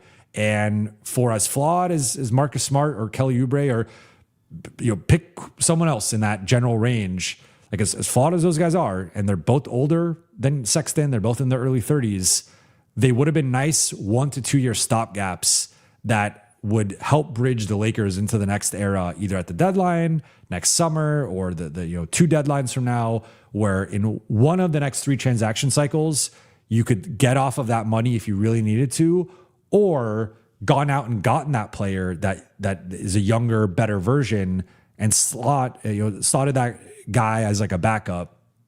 Whereas now, to your point, they prioritized backup point guard on a team that's technically starting 2 point guards. Like Colin Sexton at best is 3rd in the pecking order in a ball handling perspective. This is not a typical situation where some teams it's like, Cade Cunningham in Detroit. Okay, backup point guard is really important because Cade is far and away the best ball handler and the offensive engine for the starters. So you do need some insurance behind Cade. And there's different teams where backup point guard is very valuable. I would argue that with Luka and Austin as your starting point, you have 2 guys who can run the show for the entire 48 minutes, just with those two guys, to say nothing of even Grimes. I think not a backup point guard, but like can do some of the ball handling, some of the shot creation with some of the bench groups. So I would argue like that was something that was a surplus rather than a need. And you could have probably filled with like a minimum level guy. Like you could have found the Kevon Looney equivalent for a backup point guard, or even someone better than Kevon Looney in terms of a backup point guard. What you're not going to find is the Matisse Thybulle, the Zaire Williams. Like those are just, I don't think those guys are good enough to be starters or play 25, 30, 35 minutes against OKC and San Antonio and at the highest levels. And so for as flawed as Marcus and Kelly Oubre are, both those guys have some over 30, some injury concerns, some shot concerns. Both Kelly's coming off of a career year as a shooter, but like throughout his career, he's been up and down shooter. Marcus shot 33% last year. Like I get the counterpoints. I just think they both check the defense box. Like looking at the market, looking at the options, they were the best candidates for that role in free agency by far in the Lakers price range of if you just have the room exception and you need to address defense and playable defense, guys who could start, because Smart and Oubre were clearly starters last year. Like there's no, Oubre had nice moments in the playoffs. Smart had his moments in the playoffs. Like those guys have been in the postseason. They would be nice stopgaps. And I would also argue Sexton's a stopgap, but Sexton's a stopgap that is at a position of surplus and is also defensively limited. So you can't even really play in 3-guard lineups with those guys, in my opinion. And he's also never played in the playoffs. So he's unproven in that regard. So this is the one where I will disagree the most with the front office and just the overall roster build. They clearly prioritized offense and a backup point guard over a potential starting wing / point of attack guy. And I just disagree with that. I will continue to disagree with that. That is, to me, the biggest mistake that they made of the entire offseason. And granted, it's a small mistake because I don't know how much Smart or Oubre is like, I don't know if they're dramatically changing the Lakers' fortunes, but if the starting lineup right now or was potentially going to be like Oubre and PJ Washington, if the Lakers pull that off, or Oubre and Kuminga, and then your bench is Grimes and Mamu, and then you go get a backup point guard, I would like that more than this current group of like trying to force bench guys into starting roles. So yeah, I mean, you got me going on this one. This is the thing I feel most passionate about of just, I don't understand. Like I understand youth athleticism, wanting a backup point guard of a certain caliber. Sure. But not at the expense of a starter. Like they needed a starter and they didn't go do that. LA 824, think of a super chat. One, LA got younger, which is great, but they still need, but do they still need a Derek Fisher type locker room leader? 2, would you rather have prime LeBron on a max for 1 year or current LeBron on a vet minimum for 1 year? Give me prime LeBron on a max for 1 year easily. I mean, prime LeBron, you could argue is the greatest player of all time, and wherever you want to put LeBron. If you added that version of LeBron to this team, and you had, I mean, take all the depth off the team, take off all the sightings, and just, if you had Kessler, prime LeBron, Austin, and Luka, or even if it costs you one of Austin or Kessler, I mean, like if you had Luka, prime LeBron, and Kessler, I mean, I think you're winning the championship. So definitely would take LeBron on a max for 1 year, like prime LeBron on a max for 1 year. Yeah, I mean, I wonder if Kevon Looney, like he's not Derek Fisher, but I think he'll be a positive locker room presence and leader and mentor. So I think he could have a positive impact. But I think they need a vocal, like a more vocal leader in the mold of like a DFS Marcus. Like I think sometimes it's like that archetype of the defensive role player who those guys, like there's a levity element to them where they're kind of both loudmouths in the locker room. They're cracking jokes. They're holding guys accountable. They're taking accountability themselves when they screw up, and they're like the defensive captains. Like I think that particular archetype, that particular personality is valuable. I think there was a real change in the Lakers locker room after they added DFS prior to DFS. And I think similar with Marcus. Marcus filled that exact role. That's why I've long called him the spiritual successor to DFS. they don't have a spiritual successor to Marcus Smart. Like maybe Quentin Grimes can do Marcus Smart type things overall. He's not the leader or the personality that Marcus Smart is. I've wondered if Colin Sexton can maybe take on that role. We'll see. But yeah, I think Derek Fisher also, he was in a unique spot because he was not a lifetime Laker, but he obviously was predominantly a Laker for most of his career. He had the dynamic with Kobe where Kobe really respected him. They came up together, same draft class. So I think he was one of the few guys who could stand up to Kobe, and Kobe was going to listen to Derek, even if they disagreed. He was at least going to respect and listen to Derek, and Derek's voice commanded weight. He was also the NBPA president, and so Derek was like a natural born leader who I think that translated well in like a role player context. And I don't think the Lakers have that type of player right now on the roster, and so they gotta figure that out. TTO, thank you for super chat. Looney makes 14 players. Is it possible this is it? It is possible, but I think the Lakers are still going to be looking to shed salary here. When you see the DeAndre Ayton Hardy trade official, and then you start to see the signings happening, that's when I would say it's over or probably over. Technically still not over, but probably over. I mean, there is a version which I laid out last night where the Lakers do all their signings, do all their moves, then operate above the cap. And as long as they're staying under the first apron and ideally the luxury tax, they could still trade guys and take on more money. So even if they do all their moves, technically it's not over. But what would be over in that case would be just dumping guys and using that cap space to sign somebody. At that point, you're only allowed to sign guys to the minimum. You could do a sign and trade as long as it fits under the first apron, but it gets a little bit more complicated, and you do have like a narrower path to pulling off some upgrades, but still possible even if they do the moves. It just would be operating above the cap rather than below, and then you have some of those trade rules which I laid out earlier. Matt Green, think of a super chat. Is there any truth that Atlanta is willing to take on DK and Vandale plus picks for Kuminga sign and trade? I have heard different things in terms of what the sign and trade could look like. I don't feel comfortable reporting it out. So I would say I think something along these lines could potentially be in play, but I don't. I have a hard time committing to it's going to look like X. I think it's still being haggled over and negotiated. And I've heard a version that would be along these lines, but I don't know if that's the primary version or what, right? So I think the salary works. If you go Vando and DK, that's up to 17 million. So you could even pay Kuminga up to 17 million or so, even a little bit more if you want to.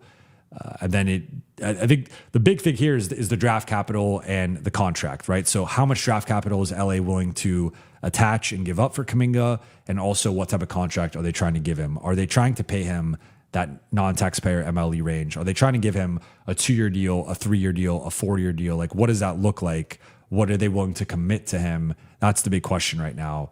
So I've heard of a version of that. I don't know if that is going to be the final version. So I don't want to say that it is, or I don't want to report that, but something along those lines. I think where ideally for the Lakers, you're getting off Vando, and if you can't get off Vando, then obviously you put in Hardy or Laravia or whoever. But something. I think DK will be in it. I think there will be some level of draft compensation, and then it comes down to who else is in there for salary matching purposes, and then how much are you paying Kuminga, and how long is the contract? The Tyran X, thank you for the super chat. All this talk on a wing stopper, point of attack defender just really weighs on their assessment of Grimes and Kuminga being able to do those roles if they can, and adding Kessler to the defensive dip isn't so bad. I would argue that if they can, it's a massive win, and they're a much better defense than last year. It's just obviously Grimes, the last time Grimes was in this role was 2022-23 with New York, and he did thrive in that role. But I'm also a little hesitant with guys when we just say oh, they did this thing 3 years ago, they're going to do it again. It's been 3 years, and he's still young, and he's still arguably not even in his prime yet. So I think it's fair to have optimism that Grimes could do that, and there's been some stuff with his defensive optimization and the way they've used him that hasn't been ideal in terms of how Philly was using him, whatnot. So like, I get that, right? And I think there is optimism with Grimes, and I have become more optimistic with him as a point of attack guy. Kuminga, that one, I think he's got the upside. I think he's got the potential. Just does he want to commit himself to the defensive end every single night?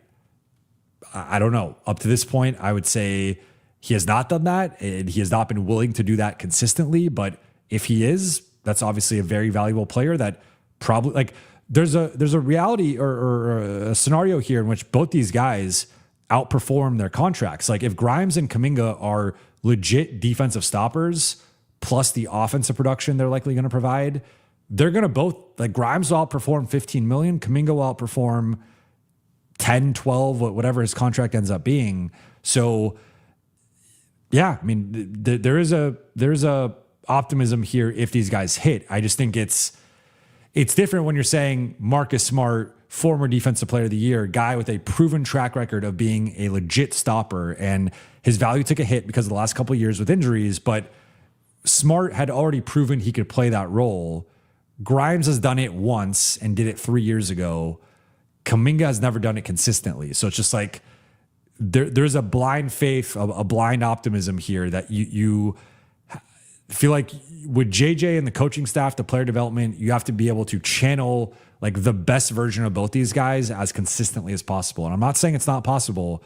I'm just saying that, I don't, it's far from a guarantee. It's far from a certainty that they're both going to deliver consistently in those roles. I think they have the upside to do it inconsistently. And that's probably the floor, is like you will see the nights where Grimes does it at a high level. You'll see the nights where Kuminga does it. But yeah, I mean, the Lakers, if they end up going and getting Kuminga, paying him a certain amount, investing a certain amount of draft capital, basically emptying the clip on their offseason, those are big bets on Grimes and Kuminga, and we'll see how they pan out. But if Grimes could be like a 70th percentile guy, 70, 75, and Kuminga could be 65, 70, 75. Like we're not even talking elite defenders. We're not even talking necessarily great defenders. We're talking about somewhere on the borderline of, I almost view it as a scale of like average, above average, solid, good, great,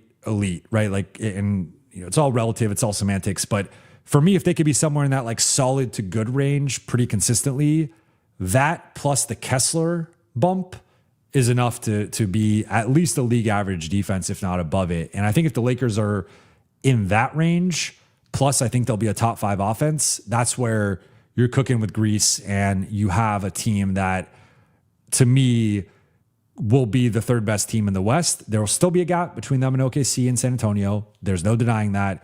And it'll probably be a sizable gap, to be completely honest. Like, this could be a 54-55 win team. Those teams are probably winning over 60 games. Like, that's just how I think it's going to go. But yeah, I mean, it's really a big bet on, I think it's the biggest bet right now on Grimes, because Grimes right now is their third option offensively and their primary point of attack wing stopper. You add in Kuminga, it takes off some of the offensive pressure for Grimes and some of the defensive pressure. Then they're kind of both sharing it. But yeah, I mean, like Mamu and Sexton, I think even with their contracts, were both brought in more so to be backups.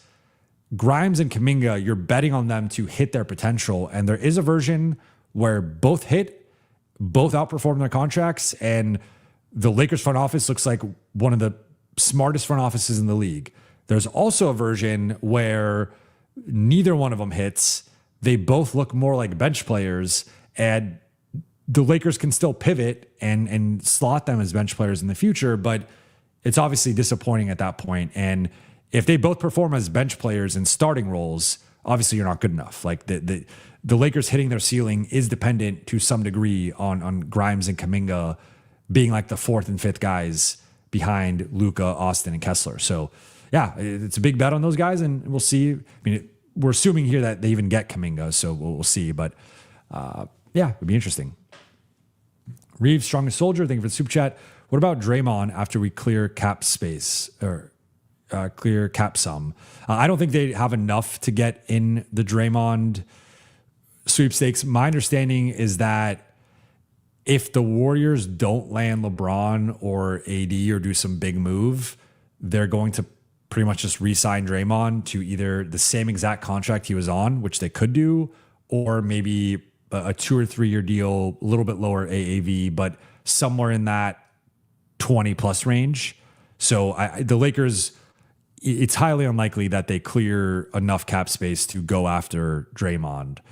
So I think it, or they could go after him obviously, but to like get Draymond to consider leaving Golden State, I think you'd have to blow him away financially, and I'm hard pressed to see LA clearing enough. So I would say that's pretty unlikely. Zink, thank you for the super chat. Do you think the Lakers will still go after Nick Richards? Luka specifically asked for a vertical spacer, didn't he? He did. I mean, I think technically they got the A-list center with Kessler, so I don't want to overthink that. I would say it would probably have to be multiple roster cutting moves or multiple players going out and then needing to replace them. So a version of this could be, let's say they do 2 separate moves where they dump a combination of Vando, Hardy, DK, and Bronny. They dump those 4 guys. So they go from 14 roster players to 10, and they do 2 separate moves, some form of draft capital, and now all of a sudden you open up 4 roster spots, but you also open up X amount of cap space. I guess technically, depends if you take anything back, right? But if you're just dumping those guys, that would be roughly 25-ish million, 26, 25 million or so. So you get off 4 guys, you have 25, 26 million in cap space. You could then make a pretty competitive offer for Kuminga, but then you could also go after Nick Richards, and you could pay him more than a minimum. If he's getting some offers from other teams, you could be like, hey, here's an extra $1 million for a 1-year deal. And you could then sign Kuminga or whoever. Then you could go after Nick Richards. You could also go after Zaire Williams, Matisse Thybulle, and like you don't have to spend your cap space anyway, but you can make like above minimum bids for guys and also just have openings for guys. So if you restructure the roster in that case, and let's just say you got, let's say Kuminga, Richards, Zaire Williams, and Matisse Thybulle, all of a sudden you're now looking at a center rotation of Kessler, Looney, Richards. You're looking at a 4 rotation of Kuminga, Mamu, and then I guess Adu as like the third string 4. You're looking at a wing rotation of like Grimes, Laravia, and Zaire and Matisse, some combination of those guys at like the 3 spot. And then at the 2, you got Austin and Carr, and backcourt, Luka and Sexton. And then, again, Carr and Matisse and Zaire can play multiple positions. So I would like that roster a lot more because you got the offensive firepower. You got some defensive reinforcements off the bench with the Zaire, Matisse. You added Kuminga as the starter. Like that group is a bit more dynamic. You got multiple guys who can play multiple positions. You're more athletic. You're more like your ceiling, I think, is higher, and your floor is probably higher because you're back. Like I'd rather have Matisse Thybulle, Nick Richards, Zaire Williams as my back end of the roster compared to the current back end of the roster. So you upgrade your depth, you upgrade your overall versatility, and I think that would make some sense. So yeah, I think it would require the Lakers getting off of money, clearing multiple roster spots, and then going and doing that. So we'll see if that is how this goes. And let me just make sure nothing else has happened. All right, we're good for now. Is he a real one? Thank you for the super chat. Any chance at all Draymond surprisingly leaves Golden State? I think there's a chance. I wouldn't rule it out, but I think it would have to probably be 20 plus AAV. I'd be pretty surprised if Draymond accepted less than that, especially because I think he's going to get, even if they land the LeBron and or AD pieces, they can still retain Draymond at not as high of a number, but still a solid number. So I think it would take, like, if you did what I said and you dumped the 4 guys in 2 separate transactions, you're going to have to offer Draymond pretty much most of that cap space. And maybe you want to do that. That's depends how Luka feels about that, right? And just your evaluation of Draymond as a player. But I think it would take something more drastic like that to really get competition for Draymond. Ryan Scott, thank you for the super chat. Could have gotten Watson and Kessler with a good GM. So to get Walker, Walker and Watson, that would have been the nickname, I guess. That I think Kessler, they negotiated down the AAV about as much as they could. I don't think they were going to get a better deal on the AAV. You technically could fit. Again, I want to be. I feel like I should know this number off the top of my head, but I want to make sure I know the starting. So right now, Grimes is projected to start at just under 14. Mamu's at 12. So that's 26. So yeah, technically you could have used the 26 for Grimes and Mamu for Watson. I think that's borderline in terms of Denver matching that. It might have been low enough where Denver just bites the bullet and matches it, but maybe it was high enough. It is above 25. Maybe that gets them to sweat and they just agree to a sign-in trade or just let him walk. I think a sign-in trade would obviously make a lot more sense for them. You could have pulled it off. I think you might have needed to go a little bit more. Like, again, I referenced with Kessler, their max that they wanted to pay him was 28. He ends up going for 32 and a half. So it's 4.5 more than the max they wanted to pay him. With Watson, if that's, let's just say theoretically Denver's max is like 25. We don't think he's worth more than 25, but we'll still match it just to retain the asset.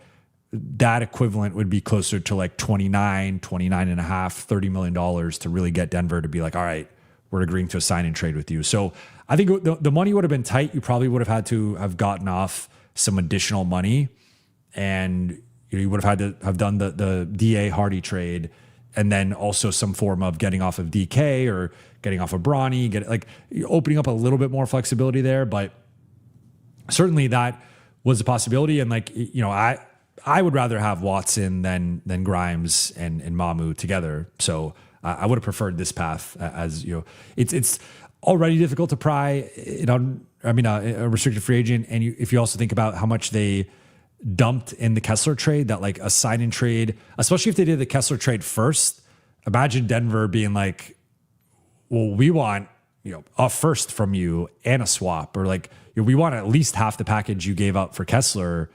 You could have given them the swap. And if you did do the DA Hardy trade immediately after you get the seconds, maybe you could flip the 3 seconds for a first, then you could offer them the first and the swap. But it gets a little tricky there.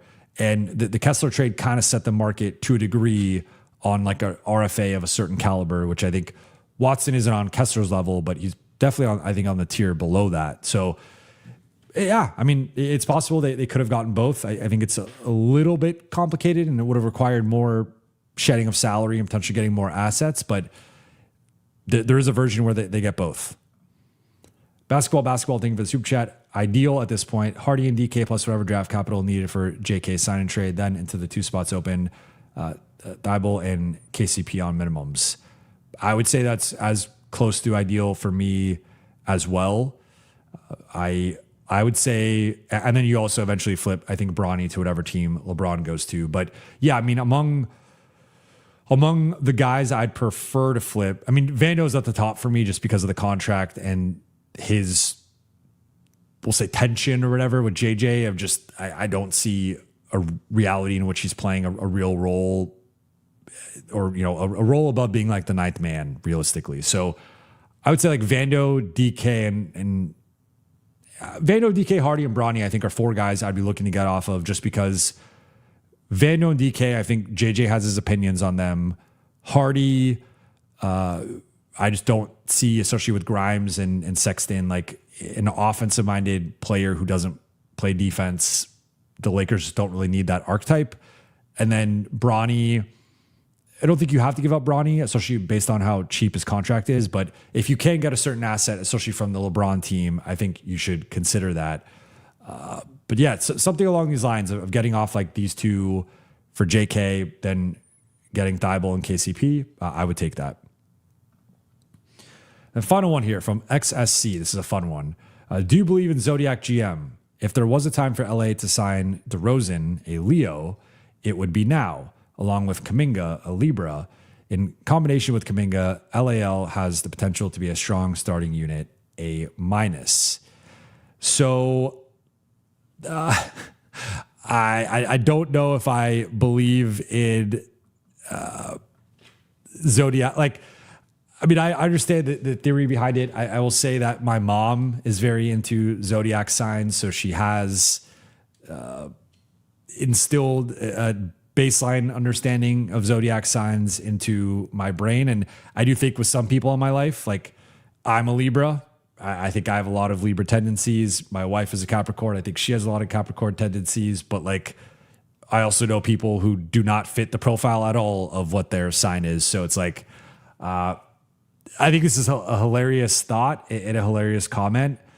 For DeRozan, again, the Lakers need shooting, players who play off ball, and defense. And DeRozan doesn't really check any of those three boxes. He's a ball dominant, heavy usage, shaky shooter, shaky defender. Like that's just not, I think from a fit perspective, obviously future Hall of Famer, one of the best ISO and mid-range scorers still in the league, but of this generation. Like DeRozan, he's got the bag, he's got the footwork, he's got the shot in the mid-range. Like he's automatic. It's poetry in motion. It's awesome. It's just not what the Lakers need. Kuminga, I think, is more of obviously what the Lakers need at the 4. Now that I know he's a Libra, I'm fully on board with Kuminga. You have Grimes being a giant Drake fan that has won me over with Grimes. So you know what? I'm all in now. Move it from an A- to an A+. You got a Libra and a Drake fan joining the Lakers now. But in all seriousness, if they land Kuminga, I think for me the offseason is more of a B+. I currently have a B grade for the offseason. They get Kuminga, that'd be a B+. For them to get an A, I think it would have to be a higher level player like a DJJ, a PJ Washington. And then especially PJ Washington, if they walk out with 2 starters long-term plus 3 high-level bench guys in Grimes, Mamu, Sexton, that's like 5 of your top 8 are added this summer. You locked in Austin. You have a year to convince Luka to lock back in. That's 7 of your top 8 guys set. And then you probably need 1 more starter. Then if Carr pops and you get a better long-term backup, all of a sudden you see the outline of a pretty strong rotation. So if they get Kuminga or someone better than him, it bumps up to a B+, potentially even an A-. And then I think in the case of PJ Washington, based on his contract and his fit with Luka, it might even be an A for me. But this was a fun one. All right, guys, I got 3 more here quickly. Tech, thank you for the super chat. Are we sure we have enough to get off Vando? I think they do, but it might cost everything. So the downside to get, like, I guess you could directly deal potentially with the team that you're trading with, right? So you could deal with Atlanta, and if they're not as low on Vando, maybe you get a better deal on that. But if you're dealing Vando, you're probably either emptying the clip with your assets or getting close to it, and then it limits your ability to go trade with. So, for example, if you're trying to dump Vando, then go do the Jonathan Kuminga trade, I think Vando to me is going to cost 3 of the 4 assets at a minimum, if not all 4. So if you do 2 seconds and a swap to get off Vando, okay, well now you have 1 second left, and is that enough for Kuminga with Atlanta? Or I think that might be where if you deal directly, it might just be like, all right, here's our 3 seconds and a swap, give us Kuminga. And that's also part of the cost of business getting off Vando, and maybe that works. But that's obviously a steep price. That's now all of your tradable draft assets, at least through this season, would be off the table. I think they have enough. I think it's just going to be a high price. Miss Optimist, I'm going to super chat. Hi, Jovan. Where do you think LeBron goes? I've been on Team Golden State. So I think my read on the situation is I think if they pull off, Golden State requires, I think, a move to get him to Golden State. But if they pull off Jimmy for AD or Jimmy for another player of consequence, I think Golden State would check a lot of boxes for him of, like, you have at least a puncher's chance. You have a certain bit, like, depending on who the player is, you have Steph, LeBron, that player, Draymond, and some nice role players, not like the deepest team. Maybe you get some discounts or whatever. Some guys, sign for the minimum or whatever. But you could commute from LA, your family could come up during the homestands, and like obviously he can arrange that travel regardless of where they are. And you could argue maybe if they're in Cleveland, they got their house out there, like it's even easier, but whatever. I just think Golden State would be, playing with Steph, playing with Draymond, playing under Steve Kerr.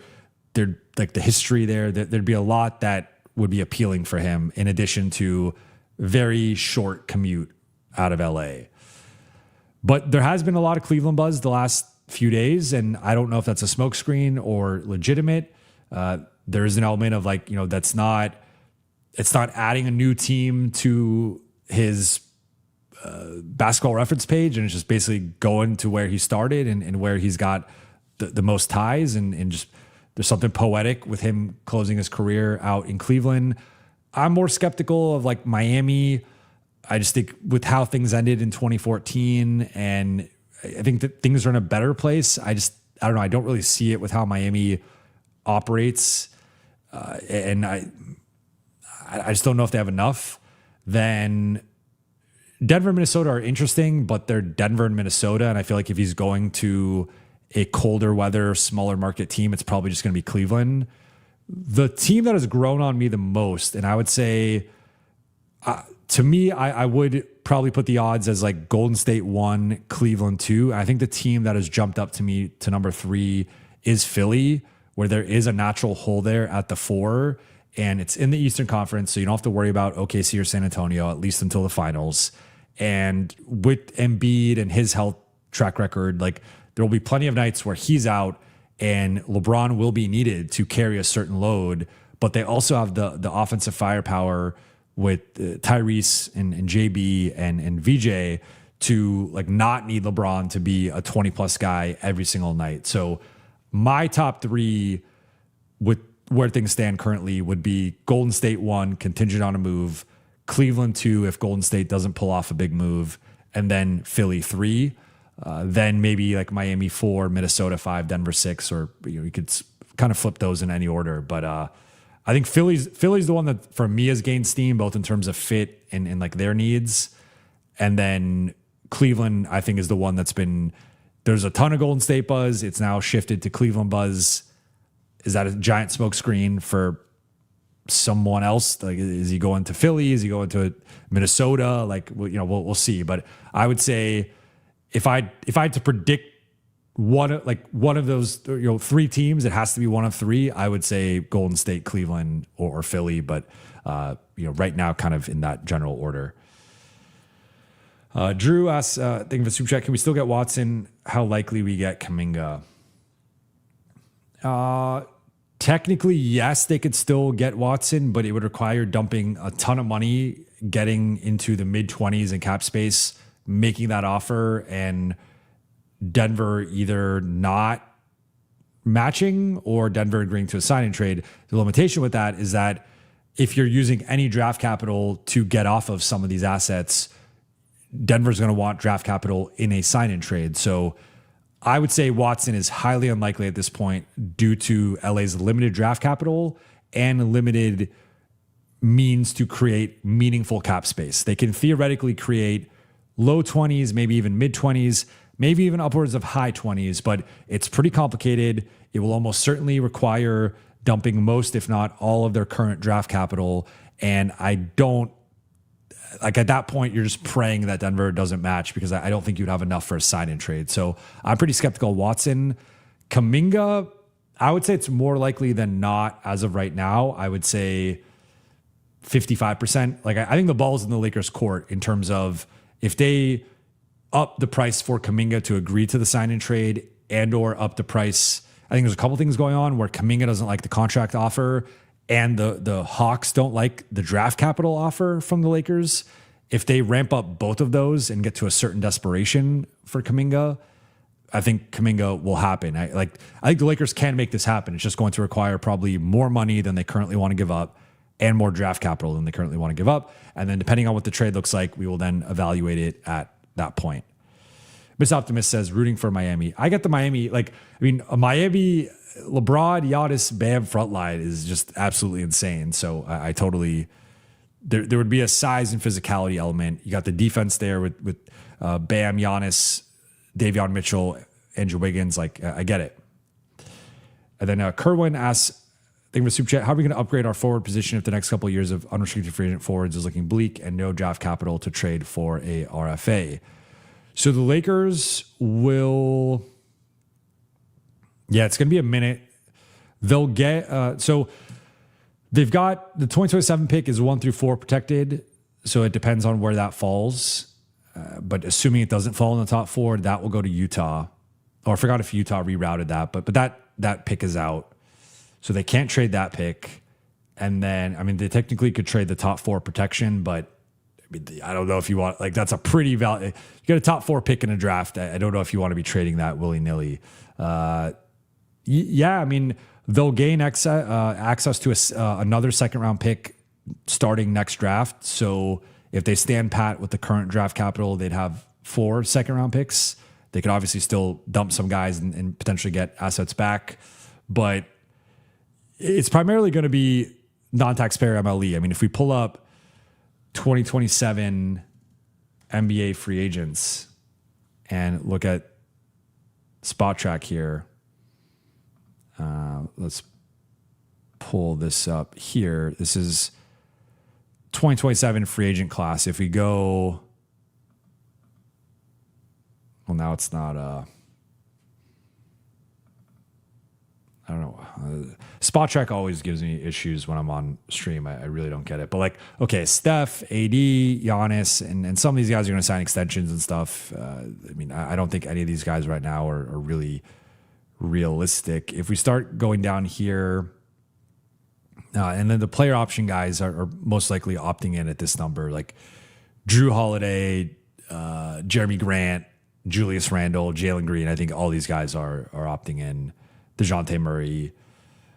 You get into Miles Bridges, Cam Johnson, DeAndre Hunter, KCP, Dylan Brooks, though I think they're going to try and figure out an extension with him.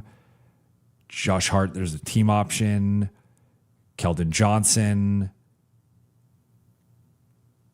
Dort. Strus. There's some guys. I think Dort and Strus could be non-taxpayer MLE candidates. Keldon Johnson, I don't think is a like we saw in the playoffs. I don't think he's a starter. I think he's a good bench player, but also limited in some capacities. Bridges, I think they're going to extend in Phoenix. Cam Johnson is a candidate. Hunter, I think, would be lower on my list. KCP, far lower than this. Brooks would be interesting, but probably out of the Lakers' price range. Then we're getting to. So I guess it's pretty limited. It's Dort, it's Strus, it's maybe Josh Hart, depending on how New York handles that. Cam Johnson, and then going down here. Davion Mitchell, though that's obviously point of attack, not a big wing or forward. Derrick Jones Jr., that would be a notable player. That might even be my favorite based on potential value. Najee Marshall, I think more of a bench guy than a starter. And Kevon Looney, can I interest you in a Kevon Looney signing? Kenrich Williams, it gets grim. Josh Okogie, there's a team. We're now. So I would say the guys I'd be most interested in are Derrick Jones Jr. and then Max Strus and Lou Dort. So those are 3 guys who are on my list of potential trade targets. All 3 are expiring. So it's a limited pool.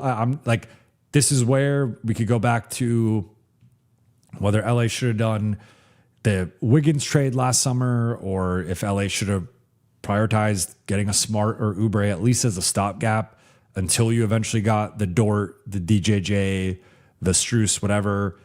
I think that was a more prominent priority or should have been a more prominent priority than a backup point guard. But the Lakers made their decision, and we'll see how it all pans out.